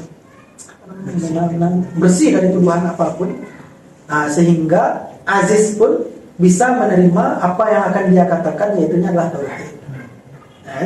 Makanya wa aqraba ila an yaqbala minhu ma da'ahu min tauhid. Dan supaya bisa dia lebih dekat kepada sesuatu yang akan dia katakan kepada Aziz itu, yaitu adalah tauhid kepada Allah Subhanahu wa taala. Wallahu a'lam apakah zaman itu masih dinamakan dengan Fir'aun atau tidak, karena dari Mesir kan. Wallahu a'lam, enggak tahu kita. Namun di sini tidak diistilahkan dengan Fir'aun, akan tetapi diistilahkan dengan Al-Aziz. Sebagian ulama mengatakan Al-Aziz itu Fir'aun ya, karena gelar raja Mesir ketika itu Fir'aun. Dia raja Mesir. Cuman pendapat yang lebih kuat adalah zaman itu belum ada istilah Fir'aun. Lalu selanjutnya beliau tafsirkan tentang al-ammarah atau al-kathiratul amri bisyai'. Apa namanya nafsu al-ammarah bis-su'. Wan nafsu bihadhihi sifati likasrati ma yashtaghilu wa tanaza'a ilayhi mimma yaqa'u fi'lu min ajlihi. Artinya ketika nafsu itu ada ammarah, ya, dia menuntut hal-hal yang banyak. Al-kathiru al-amri bisyai'. Oleh karena itu nafsu itu adalah ammarah bis-su'.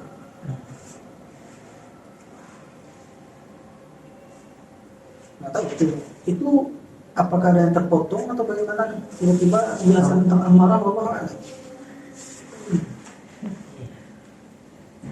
Kayaknya ada beberapa kadang dilongkawi ya, nggak seluruhnya dimasukkan ke sini. Itu azan. Bukan. Qauluhu ta'ala qala ja'alni ala khazainil ardi inni hafidhun alim. Maka ini menunjukkan wasafa nafsahu bil ilmi wal hifz. Nabi Yusuf mensifati dirinya dengan ilmu dan juga penjaga, gitu kan? Padahal dzalika annahu jaizun ay yasifa al-insanu nafsahu bil fadl. Azan. Ini menunjukkan bahwa memang boleh seseorang itu mensifati dirinya dengan sesuatu yang kebaikan dan segala macam. Namun nanti ada pembagiannya. Ada kalanya boleh karena ya ada yang mazmum dan ada yang tidak mazmum.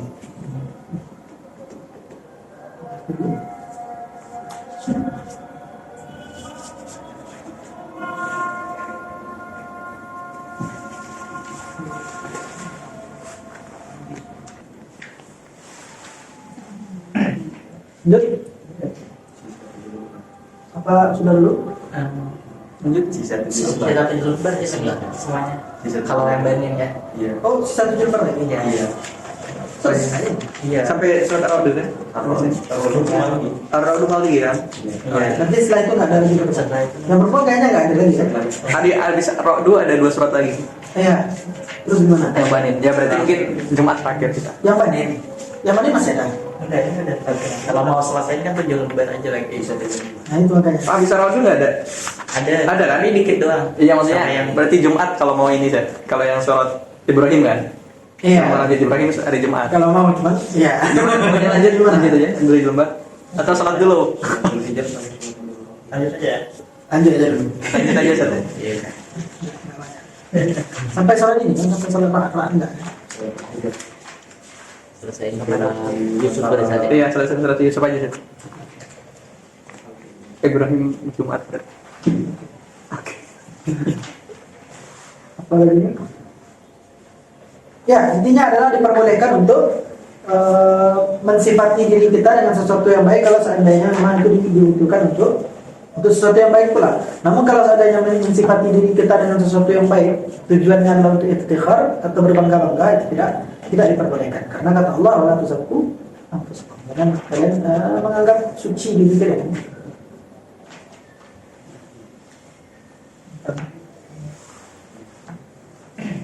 Ya, itu aja sih intinya di sini. Lanjut qauluhu ta'ala la tadkhulu min babin wahidin wadkhulu min abwabin mutafarriqatin dhahaba bihi ila harfil ain.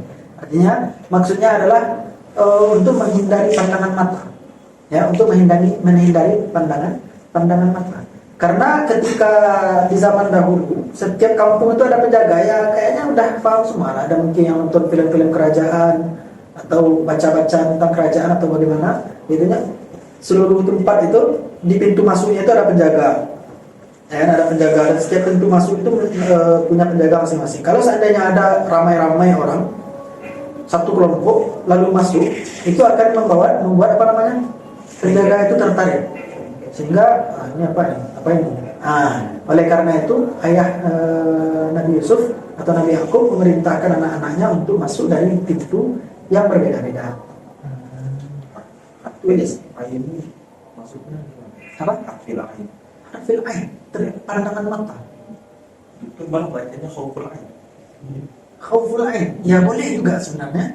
Karena harf itu ya bisa juga artian mata. Artinya intinya adalah pandangan mata menjaga dari kecurigaan. Nah, intinya menjaga dari kecurigaan penjaga yang mengawal ketika itu. Kalau di dalam istilahnya isabatul ain, ya. Imma min isabatil ain wa imma min ta'arrudi aduwin aw mustaribin bi ijma'ihim. Bisa juga untuk menghindari orang-orang yang ragu dengan berkumpulnya mereka, ya. Ketika mereka berkumpul ragu ngapain ini. Sedangkan waktu itu adalah untuk meminta sedekah, ya, meminta jatah, ya, kayak itu pada Mesir ketika itu. Lanjut masuk kita ke pembahasan ji'alah. Qauluhu ta'ala wa liman ja'a bihi himlu ba'irin aslun fil ji'alati mithlu ayaqula man radda ilayya 'abdi al-adiki falahu kadha. Wa qauluhu ta'ala wa liman ja'a bihi himlu ba'irin wa ana bihi za'im dhanna dhazmuna anna dhalika kafaratun wa laysa bikafaratin insanin an insanin wa innama kafala bidzalika an nafsihi wa babanahu na'af waji'ah. Jadi di sini ada beberapa pendapat sebenarnya. Ada yang mengatakan dia ji'alah, ada yang mengatakan dia kafalah, bahkan ada yang di bawah mengatakan dia adalah ijarah, kan? Nah, untuk ijarah. Jadi apa yang maksud dengan ji'alah itu sendiri? Ya di sini definisi ji'alah Allah alam beliau mengambil dari kitab Ahkam, Syarh Ushul Ahkam. Ya lebih mudahnya kita pakai Sayembara kan? Iya, bukan ji'alah ya sayembara. Ya, sayembara. Lebih ke bahasa Indonesia-nya sayembara. Jadi ji'alah itu yang menjadikan sesuatu untuk seseorang. Kalau definisinya adalah iltizamu iwadin ma'lumin ala amalin mu'ayyanin. Yaitunya kita menanggung atau berjanji akan memberikan upah yang sudah diketahui atas pekerjaan yang sudah ditentukan. Contohnya barang siapa yang menemukan budakku yang hilang, maka aku akan memberinya 100 dinar misalnya, atau 100 dirham misalnya. Maka itu dinamakan dengan ji'alah. Dan lafaznya begitu.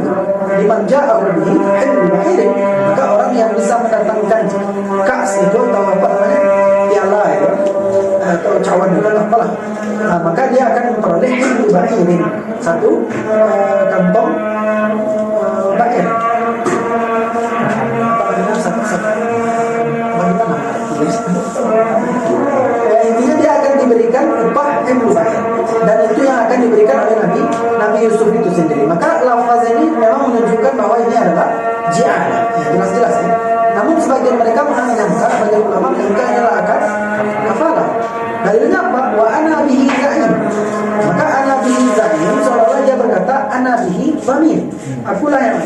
menjadi penjamin. Jadi kafalah dengan dhaman itu sama ya. Akad kafalah dengan akad dhaman itu sama. Karena nanti ragu pula, kadang-kadang dhamin, kadang-kadang akil ya, sama. Dhaman dengan kafalah sama. Yang kalau katanya kalau kafalah itu berkaitan dengan badan, kalau Sebenarnya nggak ada perbedaan dalam mazhab Syafi'i. Jadi dalam mazhab Syafi'i nanti dinamakan dengan dhaman. Ya, kalau seandainya berkaitan dengan badan kadang-kadang dipakai kalimat kafalah. Cuman sebenarnya dua-duanya sah-sah saja karena sama saja. Ya, sebagian lagi mengatakan bahwa ini lebih kepada jarah, kan? Coba dalam kita baca. Qala jassas zanna ba'du nas anna dhalika kafalatun an insanin wa laysa kadhalika li anna qaila dhalika ja'ala hilla ba'irin ujratan liman ja'a bis-sa'i ya wa akkadahu biqawlihi wa ana bihi za'im. Yani dhaminun lidzalika hadha al-qailu lam yadman an insanin syai'an, karena dia tidak menjamin untuk sesuatu apapun. Enggak ada dia menjamin sesuatu kan. Kalau dhaman itu dia menjamin hutang seseorang misalnya. Ada seseorang berhutang lalu aku yang akan menjamin hutangnya. Itu baru dinamakan dengan dhaman. Ini enggak ada. Wa inna ma alzama nafsahu dhaman al-ujrati li raddis. Namun dia mengilzamkan dirinya sendiri untuk memberikan kepada orang lain. Nah, itulah yang dinamakan dengan ji'alah. Oleh karena itu definisi kita Syafi'iyah mengatakan ilzam atau iltizamu iwadil ma'lumin. Itu yang dinamakan dengan ji'alah. Iltizamu iwadil ma'lumin ala amalin muayyanin. Maka jelas bahwa ini adalah ji'alah dan bukan kafalah atau dhaman. Wa hadha aslun fi jawazi qawlil qaili man hamala hadzal mata' ila mawdi'in kadza falahu dirhamun. Nah, ini ijarah nih. Namun ini juga yang menjadi dalil. Jadi dalil ini boleh juga berlaku untuk ijarah katanya. Karena boleh orang berkata, siapa yang membawakan barang ini kepada suatu tempat, yaitu suatu tempat misalnya, falahu dirhamun, maka dia mendapatkan 1 dirham. Saya bilang teman-teman belum bawakan air minum ini ke rumah saya, maka saya akan beri 1 dirham. Maka ketika itu kan ijarah. nyewa jasanya, nyewa jasa pembawaan. Ya, itunya ijarah tapi jasa bukan barangnya. Maka ketika itu ini menjadi dalil bahwa ijarah itu diperbolehkan kata beliau. وكذلك قال محمد بن الحسن في السير الكبير إذا قال أمير الجيش من ساق هذه الدواب إلى موضع كذا أو إلى موضع كذا أو قال من حمل هذا المتاع إلى موضع كذا فله كذا أن هذا جائز ومن حمله استحق الأجر وهذا معنى ما ذكر في هذه الآية. Jadi kan mirip-mirip saja ya. Bedanya kalau yang di atas itu lebih ke sayembara. Kalau siapa yang menemukannya, nggak jelas juga ya. Yang intinya adalah mencari barang ini, mencari barang yang hilang. Maka dia akan mendapatkan upah. Kalau yang di bawah itu memang menyewa jasanya langsung kepada seseorang yang tertentu. Nah, oleh karena itu dia bisa menjadi dalil sebagai ijarah dan juga menjadi dalil sebagai untuk ji'arah. Namun ini dikatakan sebagai dalil bagi dhaman itu tidak tepat. Ya, dalil sebagai kafalah itu tidak tepat. Itu saja pertanyaan di bawah. Lanjut. Hah? Lanjut. Hukum istiqlal al-hilati fi tawassuli ila al-mubah. Yaitu yang menggunakan hilah untuk sampai kepada perkara yang mubah. Qauluhu ta'ala kadzalika kunna Yusuf. Seperti demikian kami memberi tipu daya untuk Yusuf. Karena Nabi Yusuf kan memakai tipu daya ya. Beliau yang menyuruh untuk meletakkan barang tersebut di karung saudaranya yang paling kecil. Atau Benyamin ya, tidak tahu kita benarnya Benyamin namanya Allah alam gitu kan, karena memang kisah meriwayatkan mengenai ya. Nah, intinya saudaranya yang paling kecil, diletakkanlah barang tersebut di karung saudaranya yang paling kecil sehingga dia tertuduh dan Nabi Yusuf bisa menawan dia atau mengambil dia. Walaupun sebenarnya nggak dipenjara, tapi lebih diambil karena dia saudaranya yang paling dekat ya. Nah, oleh karena itu Nabi Yusuf memakai tipu daya. Dan hal tersebut diperbolehkan atau memakai hilah. Hal tersebut diperbolehkan untuk sampai kepada sesuatu yang mubah. Nah, inilah dalilnya. Jadi hilah itu boleh dipakai, tapi untuk sampai kepada sesuatu yang mubah, bukan untuk menghalalkan sesuatu yang haram. Ya, hilah itu tidak boleh dipakai untuk menghalalkan sesuatu yang haram. Dalilun ala jawazil hilati fi tawassuli ila al-mubah wa ma fihi min al-'idhati was-salahi wa istikhraj al-huquqi wa mithluhu qawluhu ta'ala wa khudh bi yadika dhilfan fadrib bihi wa la tahnas. Ini hilah juga kan? Yaitu Nabi Ayub kan? yang akan memukul istrinya dengan 100 kali cambukan, ya, mati juga istrinya 100 kali cambukan. Oleh karena itu Allah katakan sebagai gantinya ya hilah juga, akan ambil aja 100 buah lidi itu atau apalah yang menjadi untuk mencambuk ketika itu, dan pukulkan 1 kali saja. Nah, sudah cukup ya. Pak balatah, hilah juga untuk sampai pada sesuatu tersebut. Jadi ini dalil bahwa diperbolehkan untuk memakai hilah. Wa haditsu Abi Sa'id Al-Khudri fi 'amil atau fi 'amil Khaybar wallazi ahdahu min at-tamri ila Rasulillah sallallahu alaihi wasallam wa ma qalahu fi zalika. Yani dalil-dalil banyak hilah-hilah yang terjadi. Sebenarnya di dalam beliau katakan bahwa bahkan beberapa hukum syariah itu adalah hilah. Contohnya apa? Contohnya kalau seandainya kita membeli sesuatu, misalnya ada beras yang kualitasnya bagus, ada beras yang kualitasnya jelek. Kalau seandainya dijual belikan, maka nggak ada cerita 1 liter mesti dibayar 1 liter. Kalau dia tuh beras tukar beras. Namun Rasulullah mengatakan bagaimana? Itu di permasalahan dirham, di permasalahan tamar tadi. Jadi kata Rasulullah, nggak begitu caranya. Beli dirham, beli kurma yang bagus ini dengan beberapa dirham lebih banyak, lalu kamu beli pula kurma yang ini dengan harga yang lebih murah. Gitu. Sehingga sebenarnya kita inginkan kurmanya, gitu. Cuma ganti akadnya dengan dirham supaya dia tidak menjadi riba. Karena nanti dia akan ribawi jadinya kalau seandainya ta'am kan. Nah, maka mesti misalnya atau masalah di mana dan dia dan dia. Ini banyak hilah-hilah yang terjadi. Begitu juga ini Arsalat Banu Quraidah, ini banyak hadisnya. Yang di hadis ini saya kurang mengerti ketika membacanya. Namun ada hadis-hadis lain ini menjelaskan tentang Nu'aim sebenarnya, yaitunya kecerdikan Nu'aim bin Amr al-Ashja'i itu. Bahwa beliau sebenarnya pada perang Khandaq itu, beliau kan awalnya kafir ya, bukan Islam. Namun beliau pergi kepada Rasulullah SAW menyatakan diri bahwa beliau adalah Muslim. Maka beliau meminta kepada Rasulullah, wahai Rasulullah, perintahkan kepadaku apapun yang kamu kehendaki sehingga aku akan kembali ke kaumku. Lalu Nu'aim kembali ke kaumnya. Nah, karena hal tersebut Nu'aim membujuk kaum Yahudi dulu, ya, dibujuk jangan mau membantu kafir Quraisy Makkah dalam memerangi Rasulullah tanpa ada jaminan bahwa apapun lah mesti ada jaminan. Gitu. Nah, begitu pula nanti dia mengatakan kepada kafir Quraisy Makkah untuk memberikan hal-hal tertentu supaya untuk jaminan dan segala macam, sehingga dua-duanya jadi nggak pengen berperang dengan Rasulullah. Nah itu alhamdulillah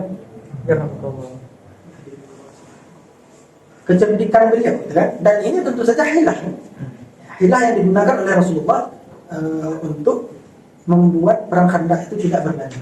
Karena perang Khandaq sebenarnya nggak jadi perang kan, karena kaum musyrikin nggak bisa menembus parit tersebut. Besar paritnya. Sehingga nggak jadi, ditambah pula dengan tipu daya Nu'aim yang membuat mereka nggak jadi semangat untuk berperang dengan Rasulullah, sehingga akhirnya mereka pulang dengan kemenangan. Oleh karena itu dikatakan inna la fi ma'aridil kalami lamanduhatan anil kadhib, bahwa dalam peperangan itu nanti diperbolehkan untuk berdusta. Atau bal hadza ra'yun innal harba khud'atun, kata Rasulullah. Bukan, ini adalah pendapat dan sesungguhnya peperangan itu adalah tipu daya. Sehingga dalam perperangan itu ya terserah taktik apapun yang kita pakai kan. Nah, intinya kita bisa memenangkan peperangan tersebut.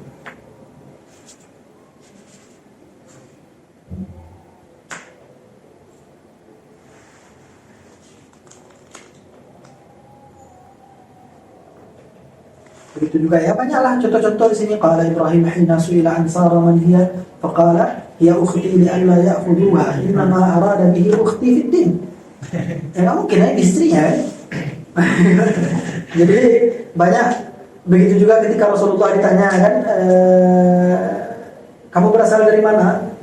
Min Ma, kata Rasulullah. Aku berasal dari Ma. Dan Ma itu ada kabilah dulu kan. Namun Ma yang dimaksud oleh Rasulullah adalah air mani gitu. Aku berasal dari air mani. Maka hal-hal tersebut menunjukkan boleh-boleh saja kita memakai hilah untuk keselamatan diri misalnya, atau untuk sampai kepada sesuatu yang diperbolehkan. Lalu ayat selanjutnya qauluhu ta'ala fa'ufi lanal kaila. Fa'ufi lanal kaila. Maka apa namanya, wafa itu apa istilahnya? tunaikanlah kepada kami al-kaila, timbangan itu. Wa qala ala tarawna anni ufi al-kaila hadha mimma yuhtajju bihi fi ujratil kiyari wal wazn annaha 'ala al-bai'i. Bahwa pertanyaannya sekarang adalah kalau seandainya kita jual beli dan ada sesuatu itu mesti ditimbang, dan kalau seandainya timbangan itu memerlukan kepada ujrah, maka ujratul kail kepada siapa? Itu pertanyaannya. Maka ujratul kail adalah kepada si bai'. Yang menanggung ujratul kail itu adalah si bai'. Nah, dan yang menjadi dalil adalah aufi lana kail. Maka yang mewafa atau menunaikan kail ketika itu adalah Nabi Yusuf dan ya orang-orang yang bersama beliau lah, orang-orang suruhan Nabi Yusuf. فإنه إذا كان عليه أن يوفي الكيل فيتعين عليه أن يقوم بمعونة أو بمعونة ما يجب عليه. Nah, begitu.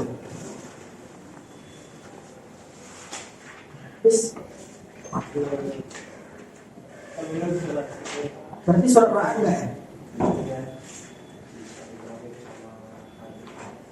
Ra'd enggak. Ini sisa apa lagi? Dua surah gitu. Ibrahim sama Hijr. Di akhir-akhir. Setelah Ra'd setelahnya. Setelah Ra'd banget.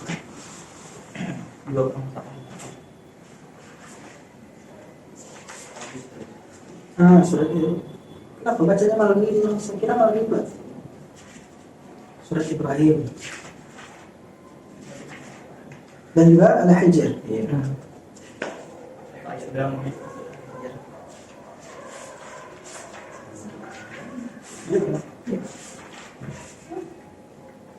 Ya, insyaallah kita lakukan hari Jumat ya.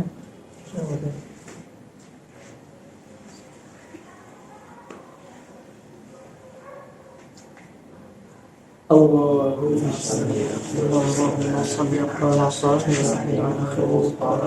sayyidina Muhammadin wa ala alihi wa sahbihi wa sallim ala ma'lumatika wa midada kalimatika kullama dzakaraka dzakiruna wa ghafala 'an dzikril ghafilun.